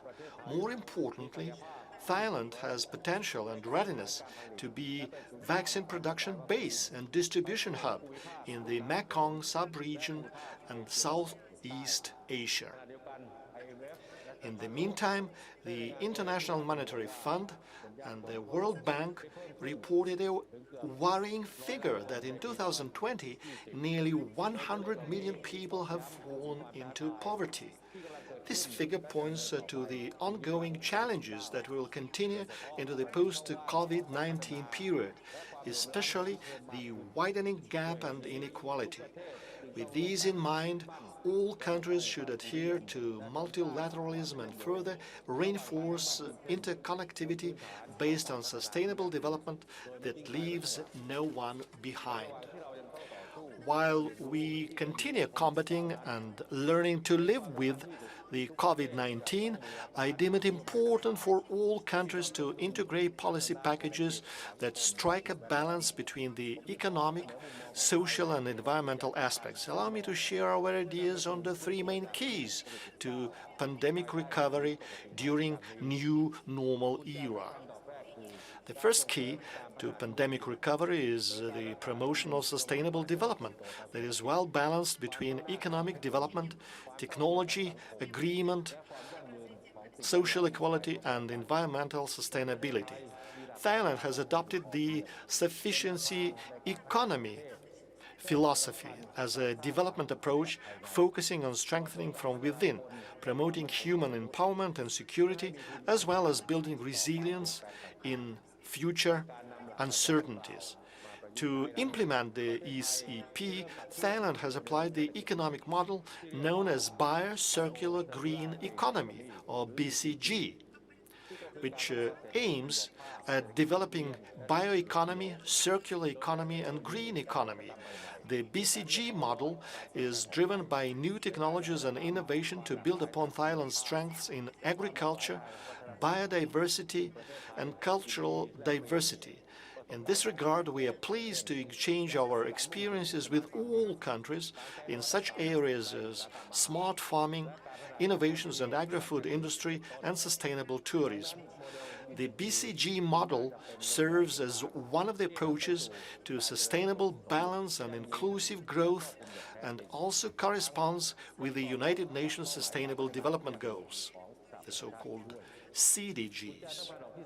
The second key to recovery lies in enhancing competitiveness in industrial and labor sectors, as well as strengthening the inter-regional supply chains. The International Labour Organization, ILO, estimates that the global unemployment is expected to stand at 205 million people in 2022, surpassing the level of 187 million people in 2019. This figure reflects disruption of the global economy induced by the pandemic, in particular among the micro, small, and medium enterprises due to their limited capacity to respond to shocks and disruptions. Thus, for sustainable recovery, we need to make greater use of digital technology. We need to transform traditional change into digital change, and to ensure international ecosystem as well as domestic law and regulation that are conducive to digital trade growth. This includes promotion of e-signature recognition, restructuring of labor sector that is resilient and adaptive to new market, including upskilling and reskilling of human resources essential to the digitally transformed future. Of no less significance is to accelerate free trade agreements, negotiations between countries and region. Currently, Thailand has FTAs with 18 countries and one economy. We hope to conclude more FTAs with other key economies in different regions, including the Eurasian Economic Union, which is a highly potential market in Eurasian region. In this regard, Thailand will continue constructive dialogue with the EA-EU member countries, including Russia and Kazakhstan, to move this crucial agenda forward. The third key to recovery lies in forging connectivity between regions. Taking part in the EEF, I realize the prospect of the Far Eastern region as a linkage between Russia and the Asia-Pacific, which is in line with Russia's Greater Eurasian Partnership. I see opportunities in both regions to further cooperate in order to reinforce connectivity in infrastructure, trade and investments, tourism, as well as to exchange ideas on developing the special economic zones. On our part, Thailand is developing the Eastern Economic Corridor, or EEC, located alongside Thailand's eastern coastlines and renowned for its world-class tourism destinations. This EEC shares similar elements with Russia's Far Eastern regions centered around Vladivostok. I see that these two regions are brimming with potential and can become gateways to each other. With the EEC strategic location in Southeast Asia, excellent infrastructure, and modern investment incentives, we welcome foreign investments in the EEC, in particular in digital technologies, health and well-being, and smart logistics.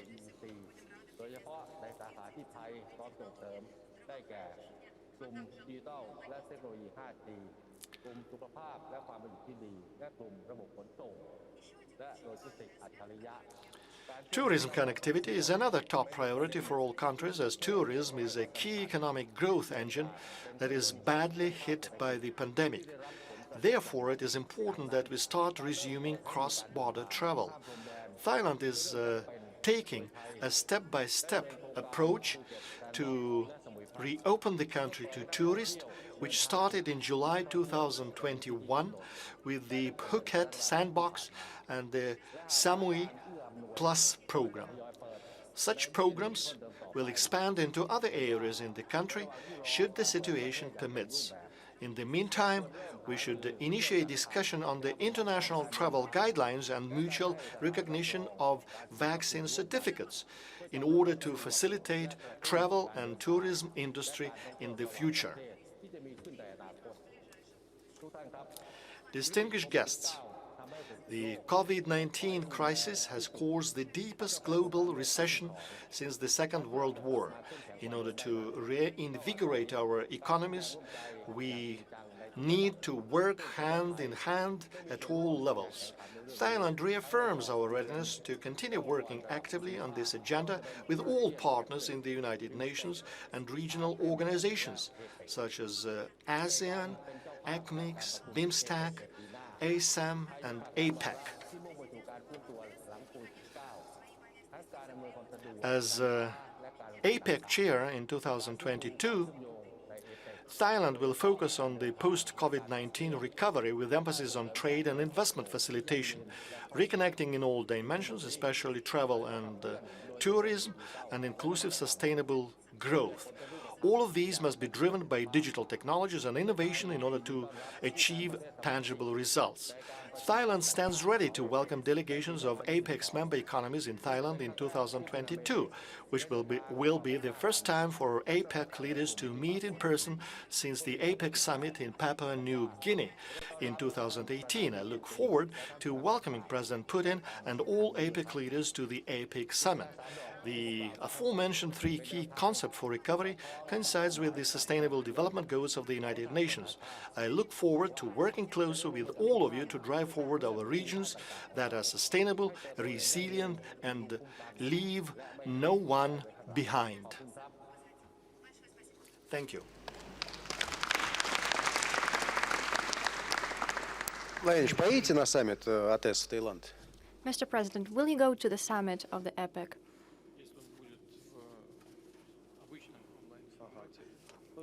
If it is held online, and will you come to Brunei for the APEC summit, November 2024? Are you going to come yourself or send somebody? There is a lot of time left till 2024. With the pandemic, nothing is certain, and we have to work and not think about such large, great events on the international spectrum. There will be another event, the presidential election as well. I understand it. And another question about the future.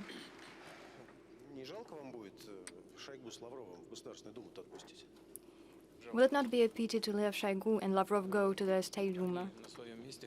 Yes, it would be a pity because they are working very well on their places, but colleagues made a request to put them on top of the list, showing that everything that United Russia does truly is put into practice inter alia through the efforts of those people.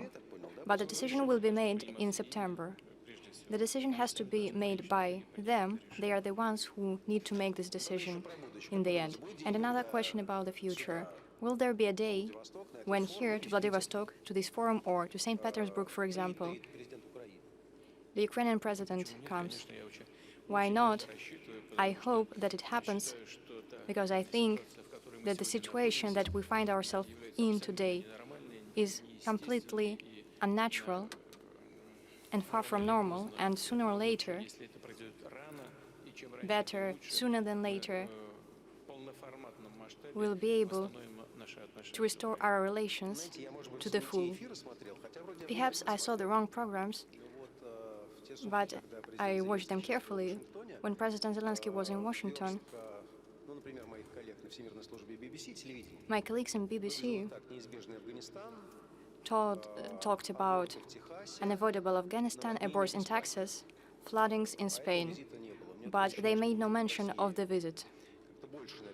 It seems that in Russia, more attention is paid to such events. But in the future, Ukrainian president probably will come, but President Zelensky in person, will it be possible for a visit? It does not depend on us, it depends on the Ukrainian people. They are the ones to define the level and quality of the work of those people who they voted for, and if President Zelensky is elected and truly pursues a policy aimed at normalizing relations with Russia, why not? Of course, I would welcome it. Unfortunately, in practice, often it happens the other way.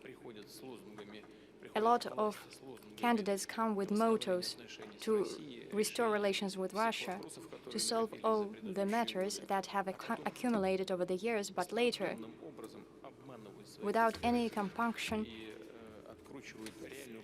they lie to their electors and they turn and they make a U-turn in their policies. It happens under the pressure of nationalists. It seems that the newly elected leaders, once assuming their higher office, start to be concerned about that part of the Ukrainian society and do everything in their power to satisfy their ambitions. But what results it leads to, we can see in practice by the state of affairs in the social sphere in Ukraine. What versions about Maluta Skuratov? You met with the governor of Tver. He said that he will build a church on the place where Maluta Skuratov asphyxiated Philip.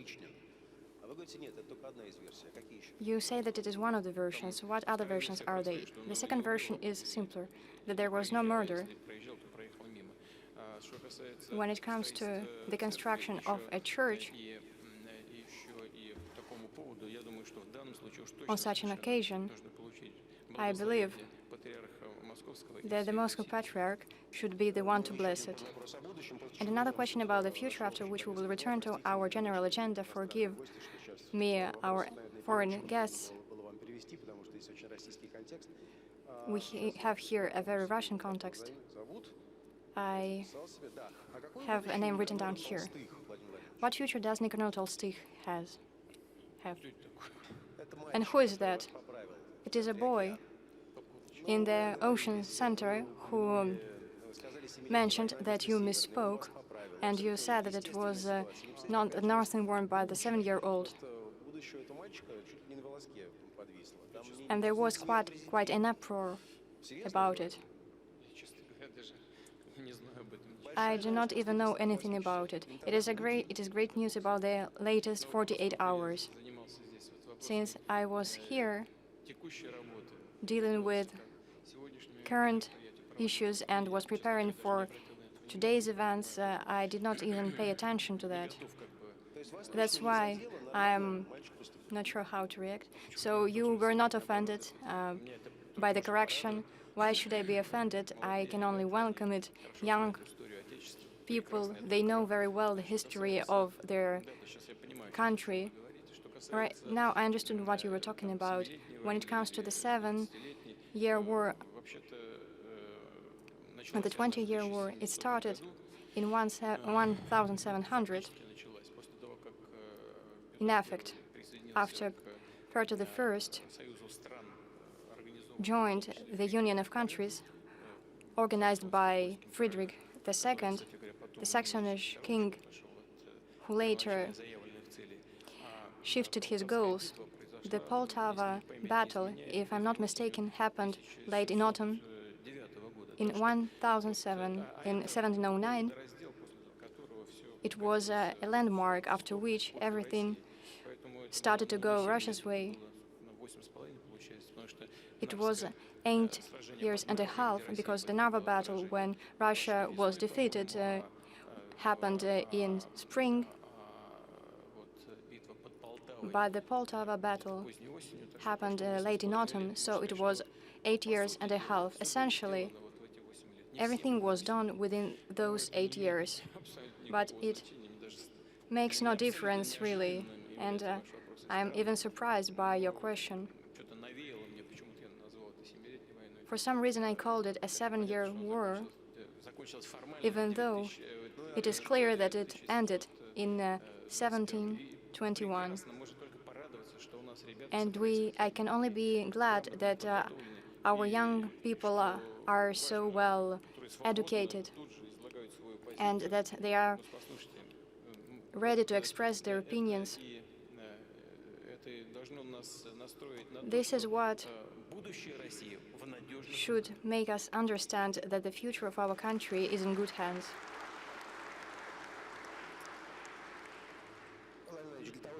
Mr. President, before we turn to the next topic, I need to present myself once again. 1 year and a half, I was asked to revitalize the premium, and I started to study those issues. And today, I was a little bit concerned when you started to talk about green hydrogen. I'm not sure that everyone knows green hydrogen is hydrogen from air, solar batteries, wind energy. Energy is produced, electrolysis, hydrogen, then it is burned, and CO2 is emitted. You said that we need to make calculations here. A ton of hydrogen is 3 to 6 times more costly compared with other types of hydrogen that can be produced from coal. What am I leading to? Carbon dioxide emissions reduction is a very important goal. Climate change is something that we cannot argue with. The consequences of permafrost melting are very dangerous. But at the same time, isn't it wrong to say that green technologies are a panacea, a all-around solution? New technologies are appearing. Is it possible to discuss it calmly? Because sometimes there is a feeling that people are trying not to protect the nature, but rather to distribute subsidies to support technologies that right now are much more expensive than their alternatives. I believe that your concerns are justified in a way. Some economies in some countries want to deprive other countries of their competitive advantages. This is why there is a lot of talk in the EU, for example, about an environmental tax, in essence. And undoubtedly, we're interested in working jointly to preserve the nature. We want to make steps to prevent catastrophic climate change, but we cannot agree to the proposed rules that obviously go against the WTO rules. We closely follow those discussions, and we will work with our partners in all the regions of the world, including in the EU. We see that it is not a consolidated stance right now, and experts at the governmental level in many leading countries of the EU understand that the initially announced stance cannot be called an approach that meets international standards and approaches. Once again, I would like to reiterate that we will be cooperating with everyone, but unfortunately, this is a very important thing. Such an important thing as fighting against climate change usually and often is used to solve current economic tasks. It is guided by the desire to restructure the market, and sometimes it is politicized. Right now we have heard about the development of nuclear energy. Nuclear energy, how does it influence emissions? It does not. Some of our colleagues in our partner countries propose not to take into account the capabilities of nuclear plants when calculating economical well-being, as well as hydro energy. And in our country, Nuclear energy accounts for almost 40% in our balance. These are very serious things. That is why we need to closely follow the development of technology. You were right when you said that hydrogen can be produced from coal, from gas. Green hydrogen is 7 to 8 times more costly, around 6 times more costly. But technologies are changing, and later we might see that prices are getting lower. We have to closely follow those developments. If we speak with experts, we have here the Minister of Energy. I do not hear exactly where he is right now, but with him we quite regularly and in detail discuss all those matters. We not only follow the developments in the world, but we ourselves also take the necessary steps in order to not fall behind, in order to preserve our leading positions in energy and in the energy of the future in particular. Perhaps Gazprom, Surgutneft, and other leading companies in the field of energy might criticize me, but next week there will be a declaration of prize winners, and we have tripled the number of candidates. Now there are 106 nominations. After the expansion, there was an opportunity to see, in a broader sense, what trends exist in the field. And despite the ceremony of award will only happen next week, I will risk and name a person who won the energy in the traditional energy. This man is Magiev, a Russian candidate who deals with coal matters. Indeed, right now some technologies can be more costly. In the future, they can become less pricey. We heard the matter touched by the president of Kazakhstan. Kazakhstan is a major exporter. Mongolia is a major exporter. So we understand that renewable energy will, with time, account for a major percent of the balance, and the demand will change. President of Kazakhstan talked about a generalized approach. How can the approach towards oil production be generalized? When it comes to Kazakhstan, in our balance, coal accounts for more than 70%. That is why we speak about using renewable technologies. I agree that technology is developing. Today, it is true, something that seems very pricey tomorrow can become very cheap. That is why it is very important not to miss that moment. We need to develop technologies and use best practices abroad. Look at China. In the 15th century, 60% of world economy belonged to China. The name of China, the middle state, is not something that came from nowhere.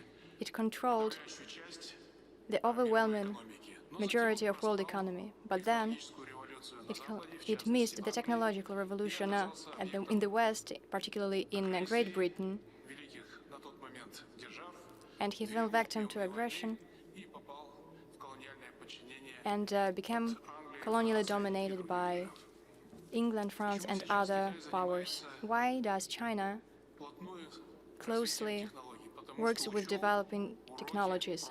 Because it has learned the lessons from its past and its history.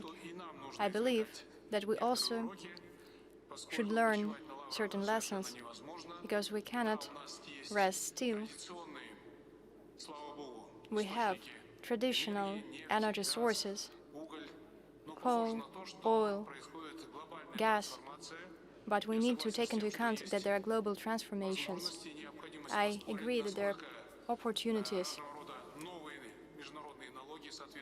There are new international taxes that are being introduced, and we need to analyze how well they meet the WTO standards.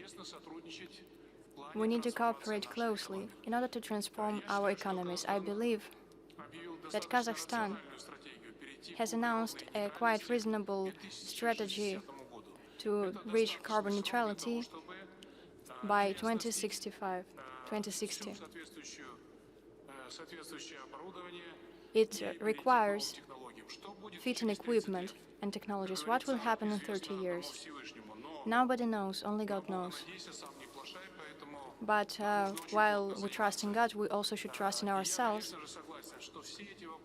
And I agree that all those matters related to the future of our economies should not be politicized. Politicization often leads to a loss of objectivity.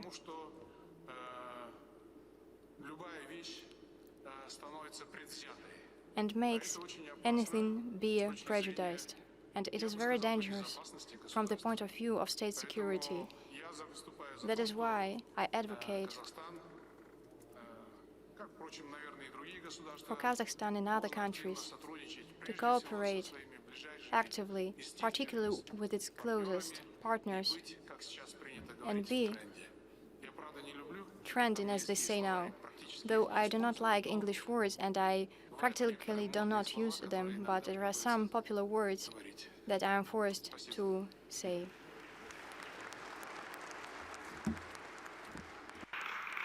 А что Монголия? And what about Mongolia?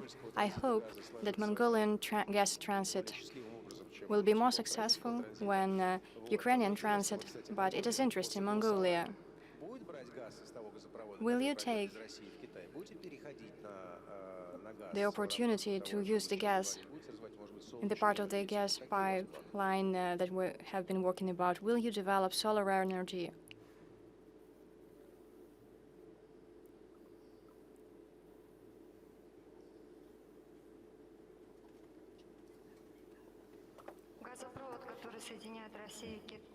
The gas pipe connecting Russia and China and that will cross the territory of Mongolia is a mega project for our three countries. Right now, research is being conducted. We are working to create an economic corridor that will contribute to the development of green economy as well of our countries. Climate change, change of ecosystems is our common problem. I believe that it is not a problem of a single country, it is a global problem. Today, the coronavirus pandemic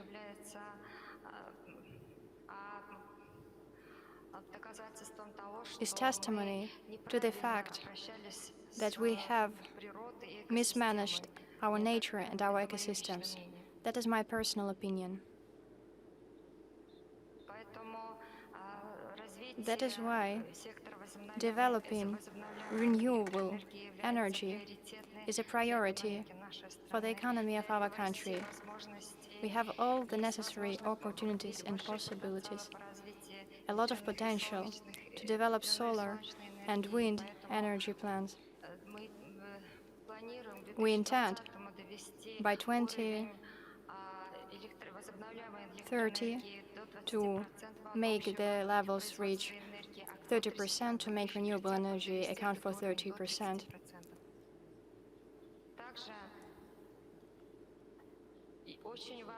It is also very important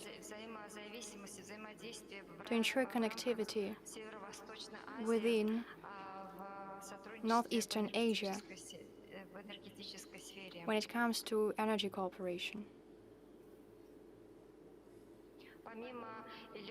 Apart from electric energy that we receive from solar and wind sources, we also set ourselves a goal to cooperate with other countries in this regard and increase the amount of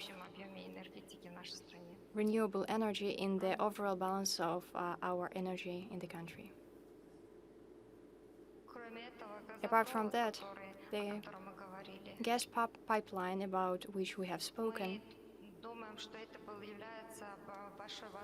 we believe that it is a great opportunity for our country to join the process of gasification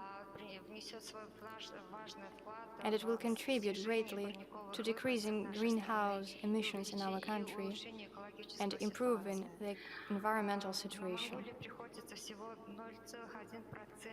1.1% of world greenhouse emissions is the figure that accounts for Mongolia, but nevertheless we pay a lot of attention to this matter. Protecting the land is our common goal and our common job.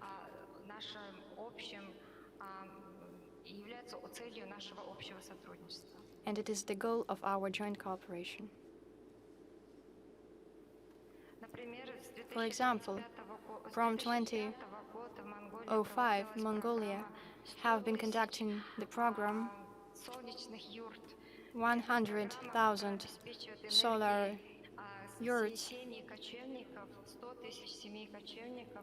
100,000 nomad families are using solar batteries under this program. It has great importance for preserving the ecosystem in our country. Thank you for your attention. Хотел Thanks a lot. To conclude this subject with more specific cases, there was an agreement signed on Ukhnaagiin field, and the Baimsk field was mentioned as well. It is at Chukotka and based on the expertise of Kazakhstan. It is copper. It was discovered in 1972, and in 1980 it was considered not profitable because it's a swamp area, lowlands, and it's a new phase, and there is a road under construction, and the Trumps and the low-carbon technologies will be applied as well. And I do not want to take it all from Tokayev and do not give him a chance to talk about it. But in the future, this approach will be rolled out for the other project as well. It is the traditional technology, but at the same time, it's based on different, on new environmental standards. Isn't it so? True. In September, there will be opening of the new Tokayev facility, and personally, I intend to be present at the opening ceremony. As far as the enrichment facility is concerned, I would like to inform you that it was acquired by Kassym-Jomart for 900 million USD, and the investments volume by 2028 would be 8 billion USD. The ore field is very promising, and it looks the future looks bright, though until now it was not considered profitable. Why the change? Why is it profitable now?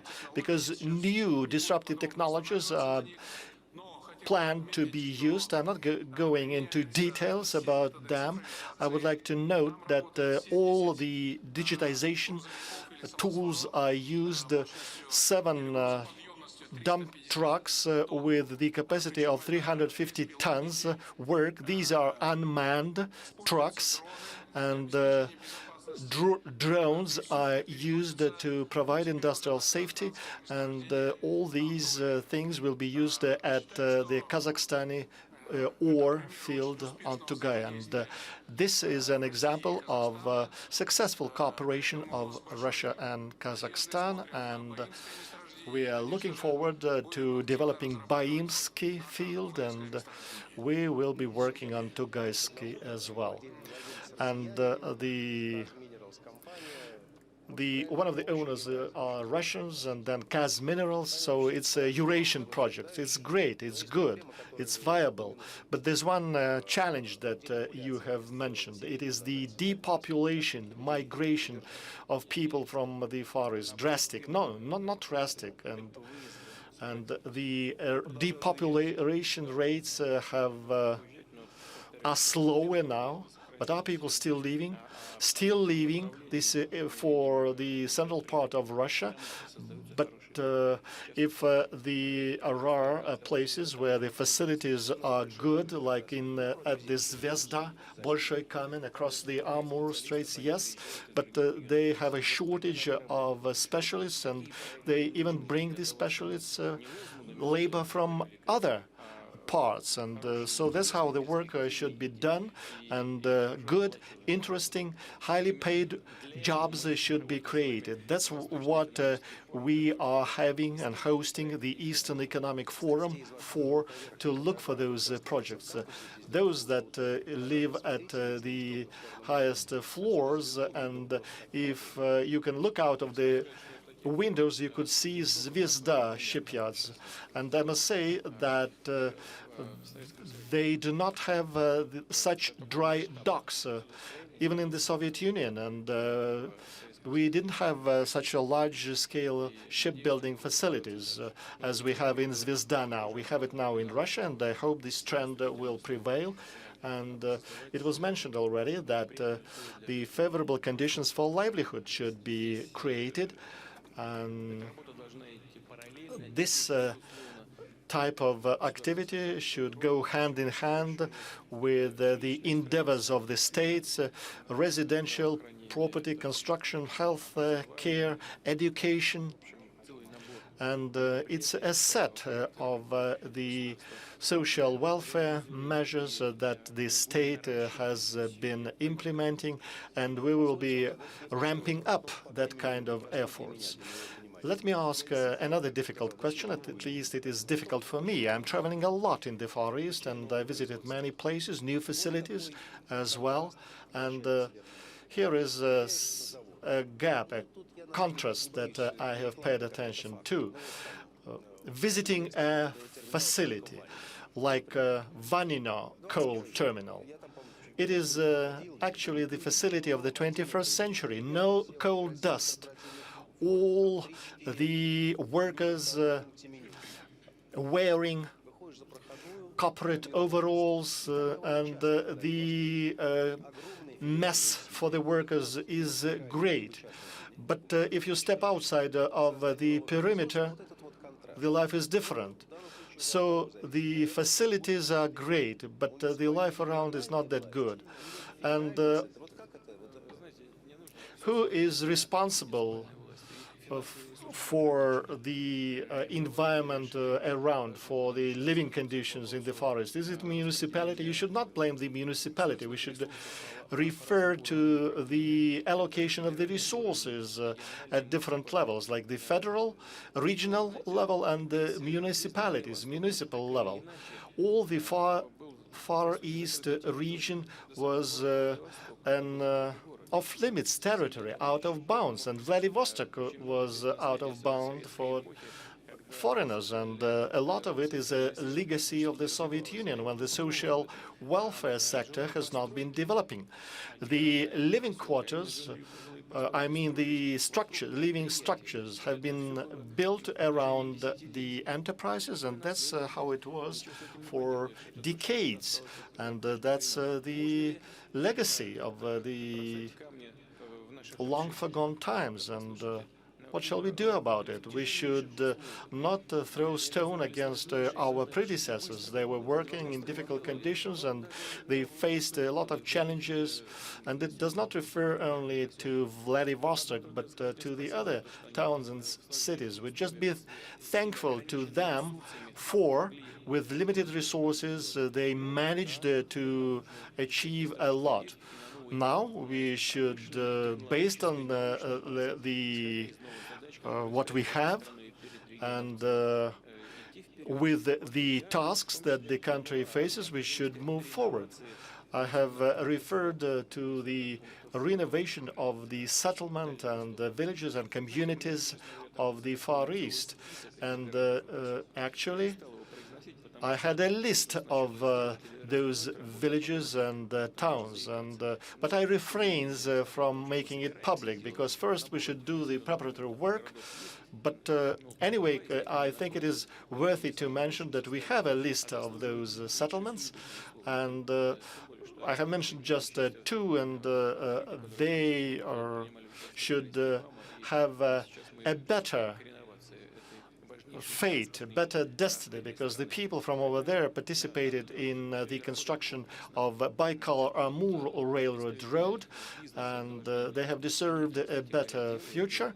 And of course, and the representatives of the businesses are doing a lot in the locations where they are working, and the efforts should be undertaken for the living environment and the social welfare sector be of a different high quality. So it's necessary to build residential properties, take care of the health care and education.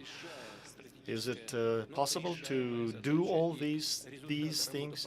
It is a large strategic mission, and the experience of the recent years have shown that we are moving in the right direction.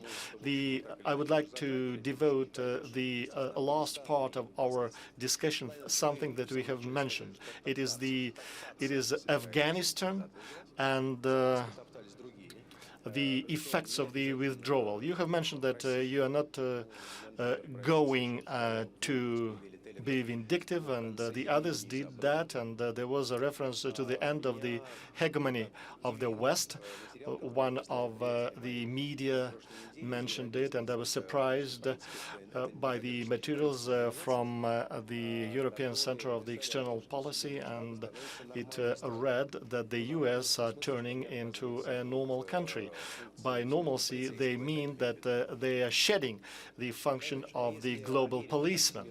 If the U.S. as a global policeman is no more, who will be responsible for the world order then?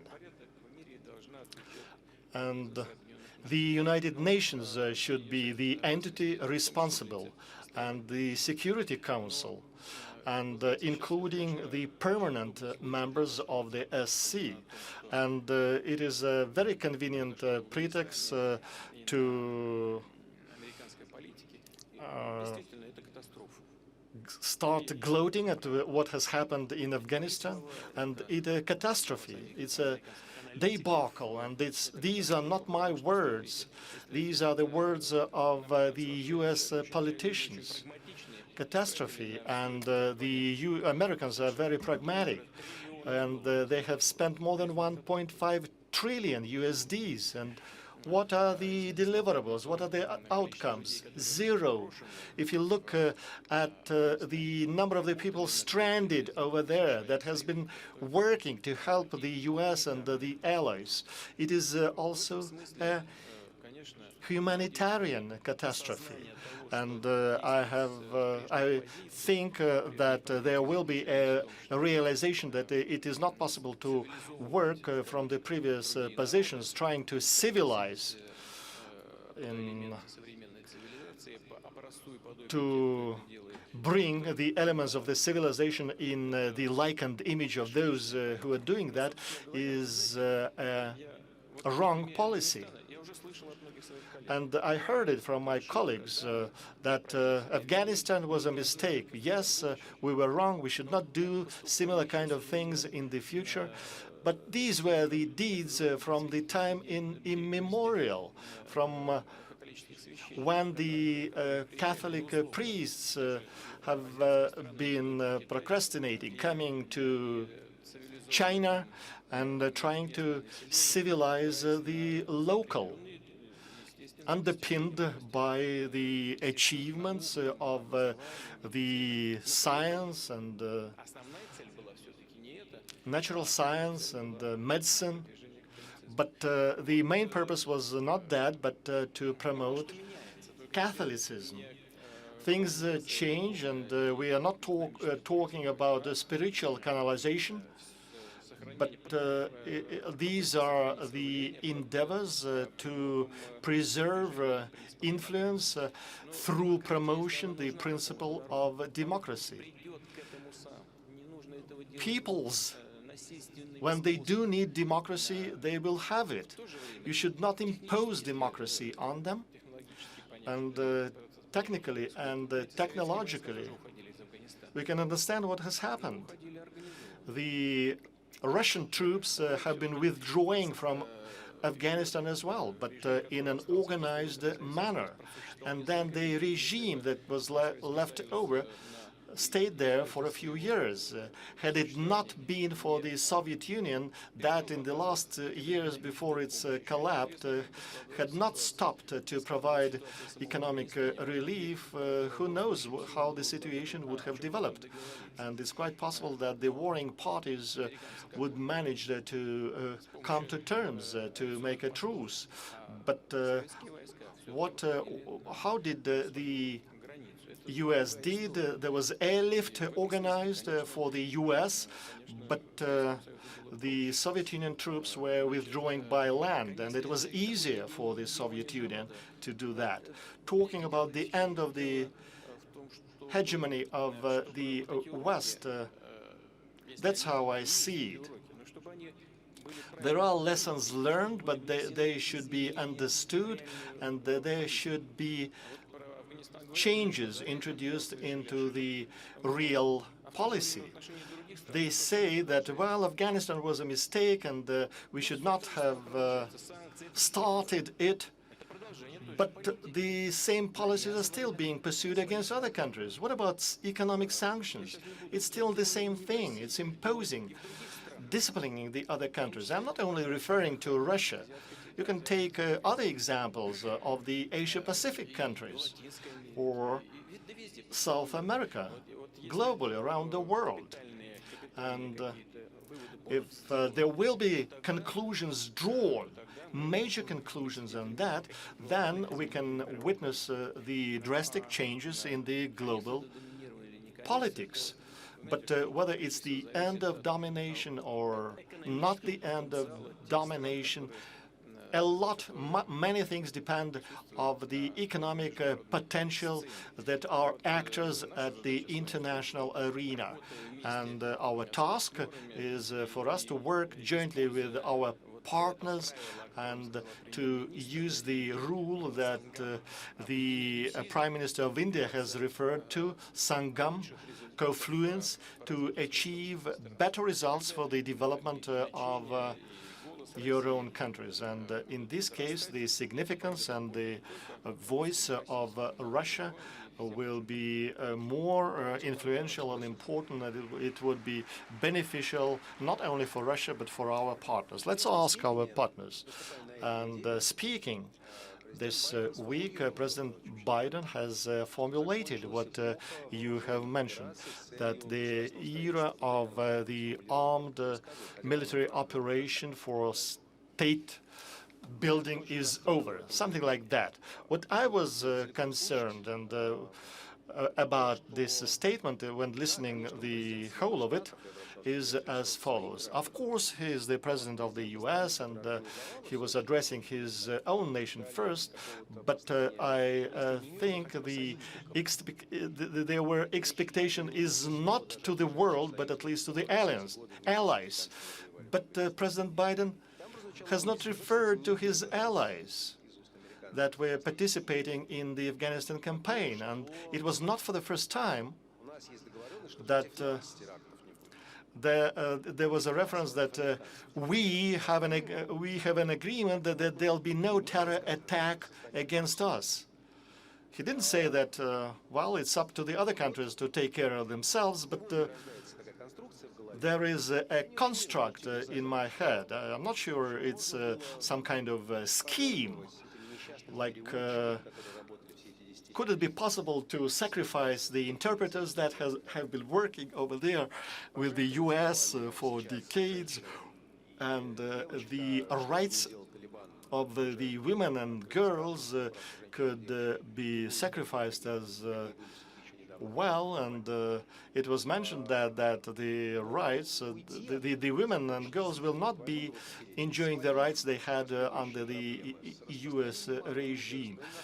But on withdrawing, there are challenges with the weapons overspilling to the neighboring countries, the refugees, and I cannot but disagree with you. You're a state politicians, and I'm a journalist. And what are the consequences? What are the effects of withdrawal of the U.S. From Afghanistan?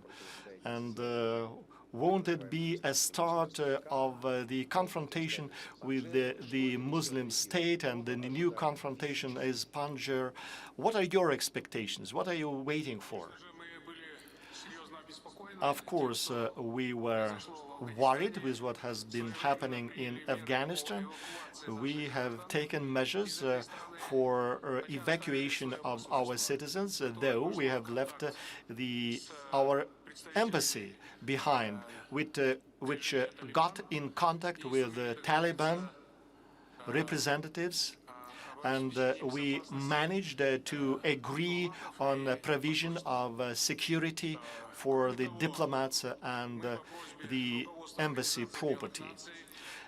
Besides, at the request of the UN, we have provided the opportunity for the UN staff to make use of 2 charter flights to move from Afghanistan to Kazakhstan, and they are working in Kazakhstan now. We have provided the airspace and the airports of Kazakhstan for the safe passage and refueling of the airplanes that were evacuating the contingents of people working in Afghanistan, both the NATO member states and the U.S. As far as giving refuge to the Afghans working with the U.S., whether it was 2 months or half a year or 1 month, we have not resolved this issue. We did not give a positive response to it because it related to the sovereignty of the Kazakhstan, because people who were supposed to come to the territory of Kazakhstan did not have entry visas, and the logistics itself did not make it possible to positively resolve this issue. Regarding with respect to the consequences, Afghanistan will not be Afghanistan as it was some time ago. There is a new regime as far as Panjshir Valley, and the resistance headed by the son of Ahmad, and it is difficult to predict what will happen because right now Taliban has a winning hand. But we will keep monitoring the activity of the Taliban regime. We are registering the peaceful statements made. We have observed that the leaders of the Taliban have expressed their willingness to have friendly relationship with all the countries. And I think they include the countries of the Central Asia into the list of those countries. And once again, making one step back for the Central Asia countries, especially those that are members of the SCTO, should keep together, because the development of the events is unpredictable. And I think the near future will give us many people, Afghanis, that will be willing to cross the border to settle beyond the limits of their country to ensure their own safety. And that will pose a problem for the neighboring countries. As far as the U.S. is concerned, I'm not going to be gloating over it, and there is a difference from what was happening in the Soviet Union. We should close this page. We should think about the future of Afghanistan. It was a good market for Kazakhstani merchandise. First of all, it is grain, and they've been paying well, and we have agreed with President Ghani that they will send a trade mission to Kazakhstan to sign the respective agreement to diversify the cooperation in the trade and economic sphere. This never happened, but still people need food. Children need food. Even under Taliban, and they are interested in receiving a variety of goods from Kazakhstan as well. And it's a major factor that will define our attitude to this regime. As far as the U.S. is concerned, some of the experts have been saying that the U.S. do not care what is happening outside of the CONUS, continental U.S., and the life will be going on. But I tend to disagree with that sentiment. I believe there will be major consequences for the U.S. and for the policies pursued by the U.S. because the Afghanistan debacle is a very serious matter, and indirectly it will be affecting the policies of such a country as the U.S. I will not undertake to foresee, to predict how the event situation in Washington and the White House will be developing. That's not the subject matter of the current discussion, but there will be effects. Well, Mr. President, I have a very practical question to you. It might surprise you, but probably it won't. So, what is most frightening in the moment to everyone as a human being? Well, there is nothing you invented. Just like Fidel Castro let all the convicts go at a certain moment, the same might be happening with the refugees of Afghani people. There might be true refugees, but there might be also all types of suicide bombers or terrorist fighters. So you are a Kazakh national. I know that Kazakh and Uzbek people understand one another very well. So you are Kazakh. Can you identify just facially, is it an Uzbek national from Uzbekistan or maybe from Afghanistan that might be a much more dangerous person? So now in the CSTO, in the European Union, do we have well-proven, tested mechanism to at least control the migration processes so that we could somehow monitor them? Because obviously those refugees would be streaming soon. You personally, are you capable to detect this is a person from Uzbekistan, this is a person from Afghanistan? Well, obviously, that's simple. We all grew up in the Soviet Union. And the person who grew up in the Soviet Union and now lives on the territory of a former Soviet republic and now in the post-Soviet space can be easily identified. At least to me, that's very obvious. And I think it was always easy to detect them. Having worked in Singapore for quite a while, I was meeting a lot of people when I was working at the consulate, those who were transfer passengers, and back then Aeroflot was only flying over to Singapore, and from over there you would have to do a layover to Australia, to Philippines. And the Soviet people would have to change flights there. And whenever I was requested to meet one or another delegation going over to Australia afterwards, I would easily identify them, or be that a delegation coming back from Australia and doing a layover in Singapore. But in any case, we are easily recognized everywhere. That's just the legacy we share, and that's the situation we have. Well, as for migration authorities, and migration officers, well, that's their direct duty.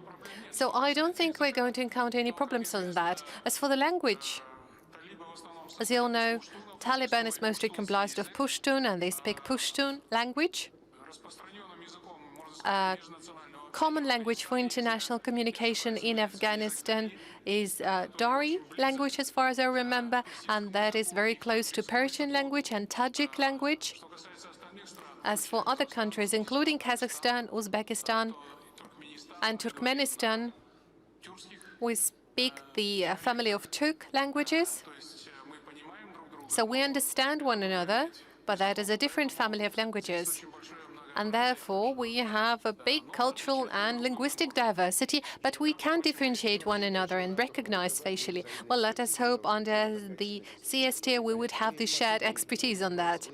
So my last question to you. You still have an embassy in Kabul. Are you going to recognize Taliban? It looks like that during these 24 hours, the issue of who would head the government should be resolved today. Well, that's a tricky question. It certainly requires very careful approach and consideration. I've been mentioning it, I guess, already 3 times in my speeches, that we are going to carefully watch any actions taken by Taliban, and that would define our solution. But again, being very realistic in our approach, we state that Talibans are there to stay for a while in this country, and we will act based on this assumption. Thank you. And like I said before, we traditionally have trade relationship with Afghanistan, and this is yet another factor that would define our attitude towards the new regime. President Putin, what would be Russia's decision on acknowledgement and recognition of Taliban? Well, first of all, let us not forget that the United States brought troops to Afghanistan after the terror attack against the United States, after the terrible 9/11 terror attack. And the whole military operation was conducted under the aegide of combating terrorism. Now, the Taliban movement is de facto controlling all the territory of Afghanistan with the exception of Panjshir and the adjacent territories in the north. But those are minor territories. Nonetheless, those are the adjacent territories bordering with Tajikistan. Today, Taliban is in control. If that is the case, then we should act based on the realities we have. And of course, I agree with the remark of the president of Kazakhstan and many other colleagues. I've discussed this issue with many counterparts lately. We need to analyze what stands behind the statements that the leadership of Taliban movement are making. But I'd like to draw your attention to the following fact. It's no coincidence that I've recalled the fact that the United States brought in the troops after the terrorist attacks on New York. The Taliban movement is not homogeneous, although mostly it is comprised of Pashto tribes, and I agree with my colleague from Kazakhstan. And on the territory of Afghanistan, there are many representatives of other organizations, including extreme organizations like Islamic State and others. Many were left free, many of the convicts were left free, and those are radicalized convicts. And I therefore have been thinking, Russia is not interested in disintegration of Afghanistan. If that happens, then there will be nobody to talk to negotiate with. And if that is the case, then we need to carefully think. The sooner the Taliban moves and joins the family of civilized peoples, the easier it would be to communicate and in one way or another influence the Taliban, to ask questions, if not to make demands, then at least to raise questions under the scope of those civilized relationships and encourage them to follow civilized rules, while in case of disintegration, there will be no counterpart to communicate to. And the Islamic movement of Uzbekistan is there, and many more. Terrorist movements, they are all there in Afghanistan at the moment, and all of it is a threat to our neighbors and our alliances. Bearing in mind that we do not have any visa restrictions and there is a freedom of movement across the borders, that is also of serious consequence for Russia in terms of security. So we need to unite our effort now. Together, we need to fight against those problems. I agree with the President of Kazakhstan. Together, we need to address the issue of legalization of the political forces in Afghanistan. We, of course, need to pay attention to what is happening in reality, but I guess we still need to unite our efforts. And when today I hear some high-ranking representatives of the United States stating that we are going to free the country and we're going to focus on our fight with China or Russia, I would like them to encourage, first and foremost, finalize the war they have been leading for 20 years, clear up the situation with your former enemy, and then make statements about contradiction to China and Russia. Why make that type of statements now? We need to unite our effort in order to combat terrorism. That was the initial idea of bringing American troops to Afghanistan. Combating drug trafficking, organized crime, those are shared threats for all of us. And so, since those are shared threats, we can only fight them together.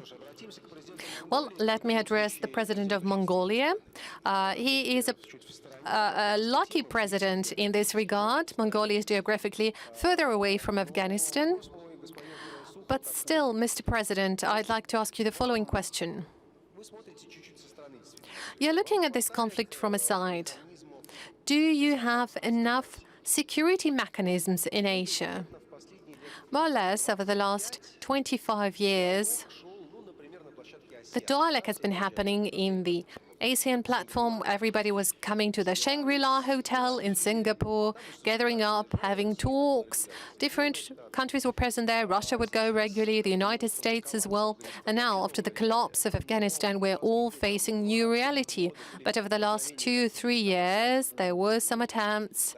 ASEAN is no longer accurate. Maybe we should create some kind of Asian NATO analog. Those were the conversations we've been hearing, let's say the United States, Australia, and Japan. Well, sometimes it was called as an anti-Chinese movement, but here we have neutral Mongolia for centuries living between those two huge mechanisms, Russian mechanism and Chinese mechanism, that's how I would call them. And Mongolia, I know, has a statement, an address, the third neighbor. This is how you refer to all other neighbors. So, distinguished President of Mongolia, what is your take on the situation in Asia in terms of security?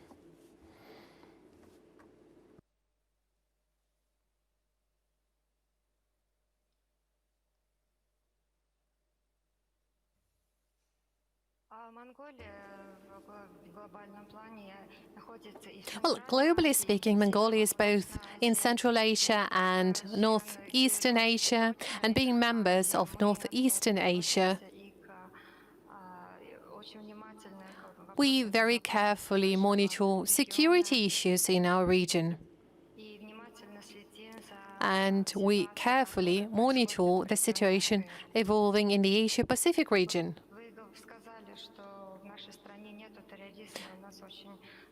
You've just stated that our country is safe and free from terrorism. We don't have any wars and we don't have terrorist threats. And we peacefully coexist with our two neighbors. Both with Russia and China, we have good relationship, we don't have any border issues, and we peacefully coexist with all of them.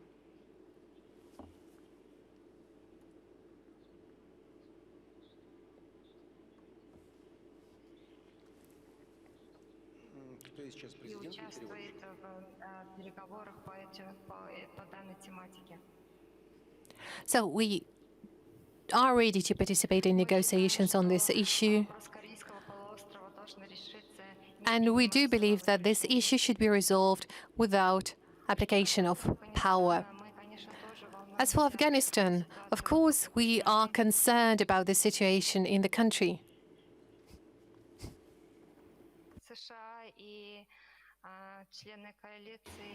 The United States and members of the coalition headed by the United States have taken a very fast, maybe too speedy decision that resulted in far-going consequences that very badly impact the situation in the region in general and the security situation in the region.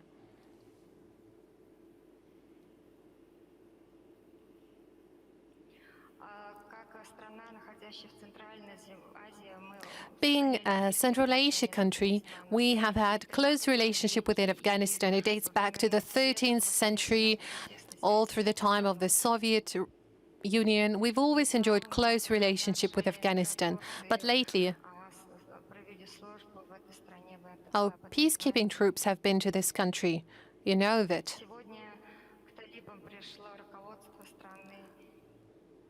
Today, Taliban is in control of the country. But domestic situation in the country remains very intense, both politically and economically. The country is in deep economic crisis at the moment. And of course, there are serious security threats,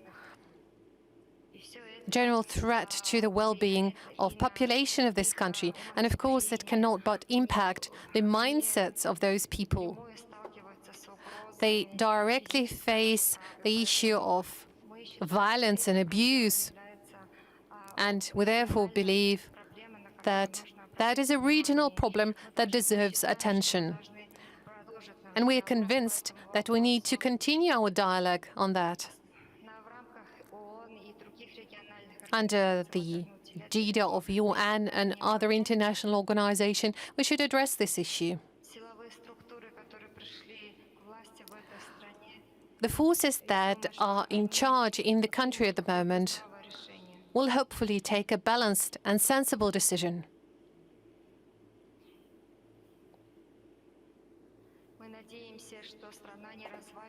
We hope that the country will remain integrated. It will not fall apart, but on the contrary, it will become a united and peaceful country. This is something that we very much wish for Afghanistan, and I guess other countries would also like to see a similar destiny for Afghanistan. Security and peaceful life of Afghanistan is something that the international community would very much wish for. Thank you. Thank you. Well, Ulaanbaatar looks like just a perfect Geneva for international cooperation. Why don't you have a meeting of the... Oh, apologies. Apologies, colleagues. As for the question of recognition or failure to recognize the government of Taliban, I'd like to add one more comment on that. I think that is a very important comment. Those are the two resolutions adopted by the Security Council of the United Nations, the one in 2003 and 2011. Under those resolutions, they have acknowledged this movement to be terroristic. So if we address the issue of recognition of Taliban movement, we would obviously and inevitably have to address those two resolutions. And in this regard, the role of the permanent members of the Security Council for Russia and China, the United States, France, and the UK would play a vital role. And I believe, once again, it brings us back to the platform of the United Nations, and that is very important. Well, thank you very much for your comment, Mr. President. We graduated from the same university. You probably remember we had a course of international relations and foreign policy. Well, the current state of recognition or non-recognition of Taliban reminds me very much of the negotiations between the UK, United States and the Soviet on the recognition of the government of Mongolia back in 1944. Well, it should end in one way or another, but that's put aside. Please let me address the last issue for today.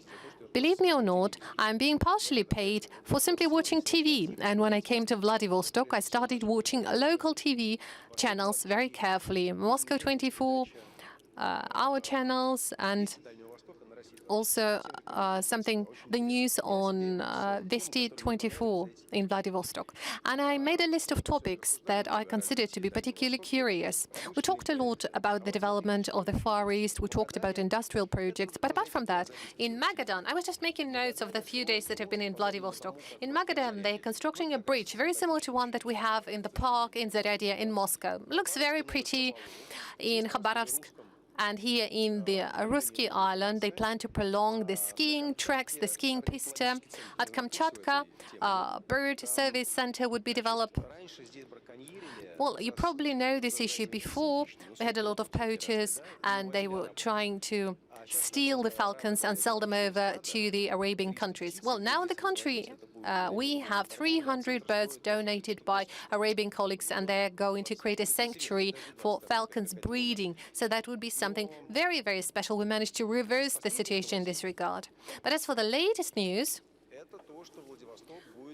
that is the fact that Vladivostok is going to opt for hosting Olympic Games. Will you support this application? You know, unfortunately, less and less candidates in the world to host the Olympic Games. It is a very costly event. It is connected with today's events, and unfortunately it is fraught with the pandemic and fight against infectious diseases. There are a lot of other elements as well. You have seen how the preparations went to host the Olympic Games. There were a lot of protests in Japan, including against holding the Olympic Games in that country, but we have always supported. And I hope that the principles of the Olympic Games will not be misrepresented or abused, that there will be no politicizing of them. If everything goes as I'm saying, that we do not rule out the possibility of hosting the Olympic Games in the Russian Federation, in the Far East, in Vladivostok. It is one of the possible platforms, but it is too early to say. We need to calculate it. Hosting major international political and sport events and competitions always contribute to the development of the region. Right now, we are at the within the Far Eastern Federal University. It was created while we were preparing for the APEC summit. We could have hosted it in Moscow or in St. Petersburg, where the platform is well developed. It would not take a lot of effort at all in order to hold such an event in those places. But I made the decision back there then to hold it here, and this is why this university and surrounded areas were created and developed in order to develop education, and I have no regrets. I believe that it was the right decision. We also built a new airport, a new railway, and a new road to connect the airport to the center of the city. And there were also many other objects and facilities built due to this event. It gave an impetus to the development of the Far East. If we see holding major sports events from this perspective, I believe that it will be another contribution to developing the region and the city. I do not rule it out, but the necessary conditions have to be created first for Russia to fully participate in major sports events. Russia has to have this opportunity, but it does not depend on us. I hope that such unifying platforms as art, sports, fighting against common challenges are enough to finally make everyone guide themselves by common interests and not by egotistical or politicized considerations. Distinguished participants of the Eastern Economic Forum, let us once again thank all those who made video address, President of China, Prime Minister of India, Prime Minister of Thailand. We had with us the President of Kazakhstan and the head of Mongolia, President of Mongolia. Thank you for the host. Thank you to the host. I thank you, Mr. President. Traditionally, I would like to thank our moderator and everyone who has gathered here for coming to Vladivostok, for dedicating a lot of time to this event, for thinking about implementing projects in the Far East. And I hope that these plans and projects will be put into practice and be successful. From our side, the state will do everything in its power to make it possible. Thank you.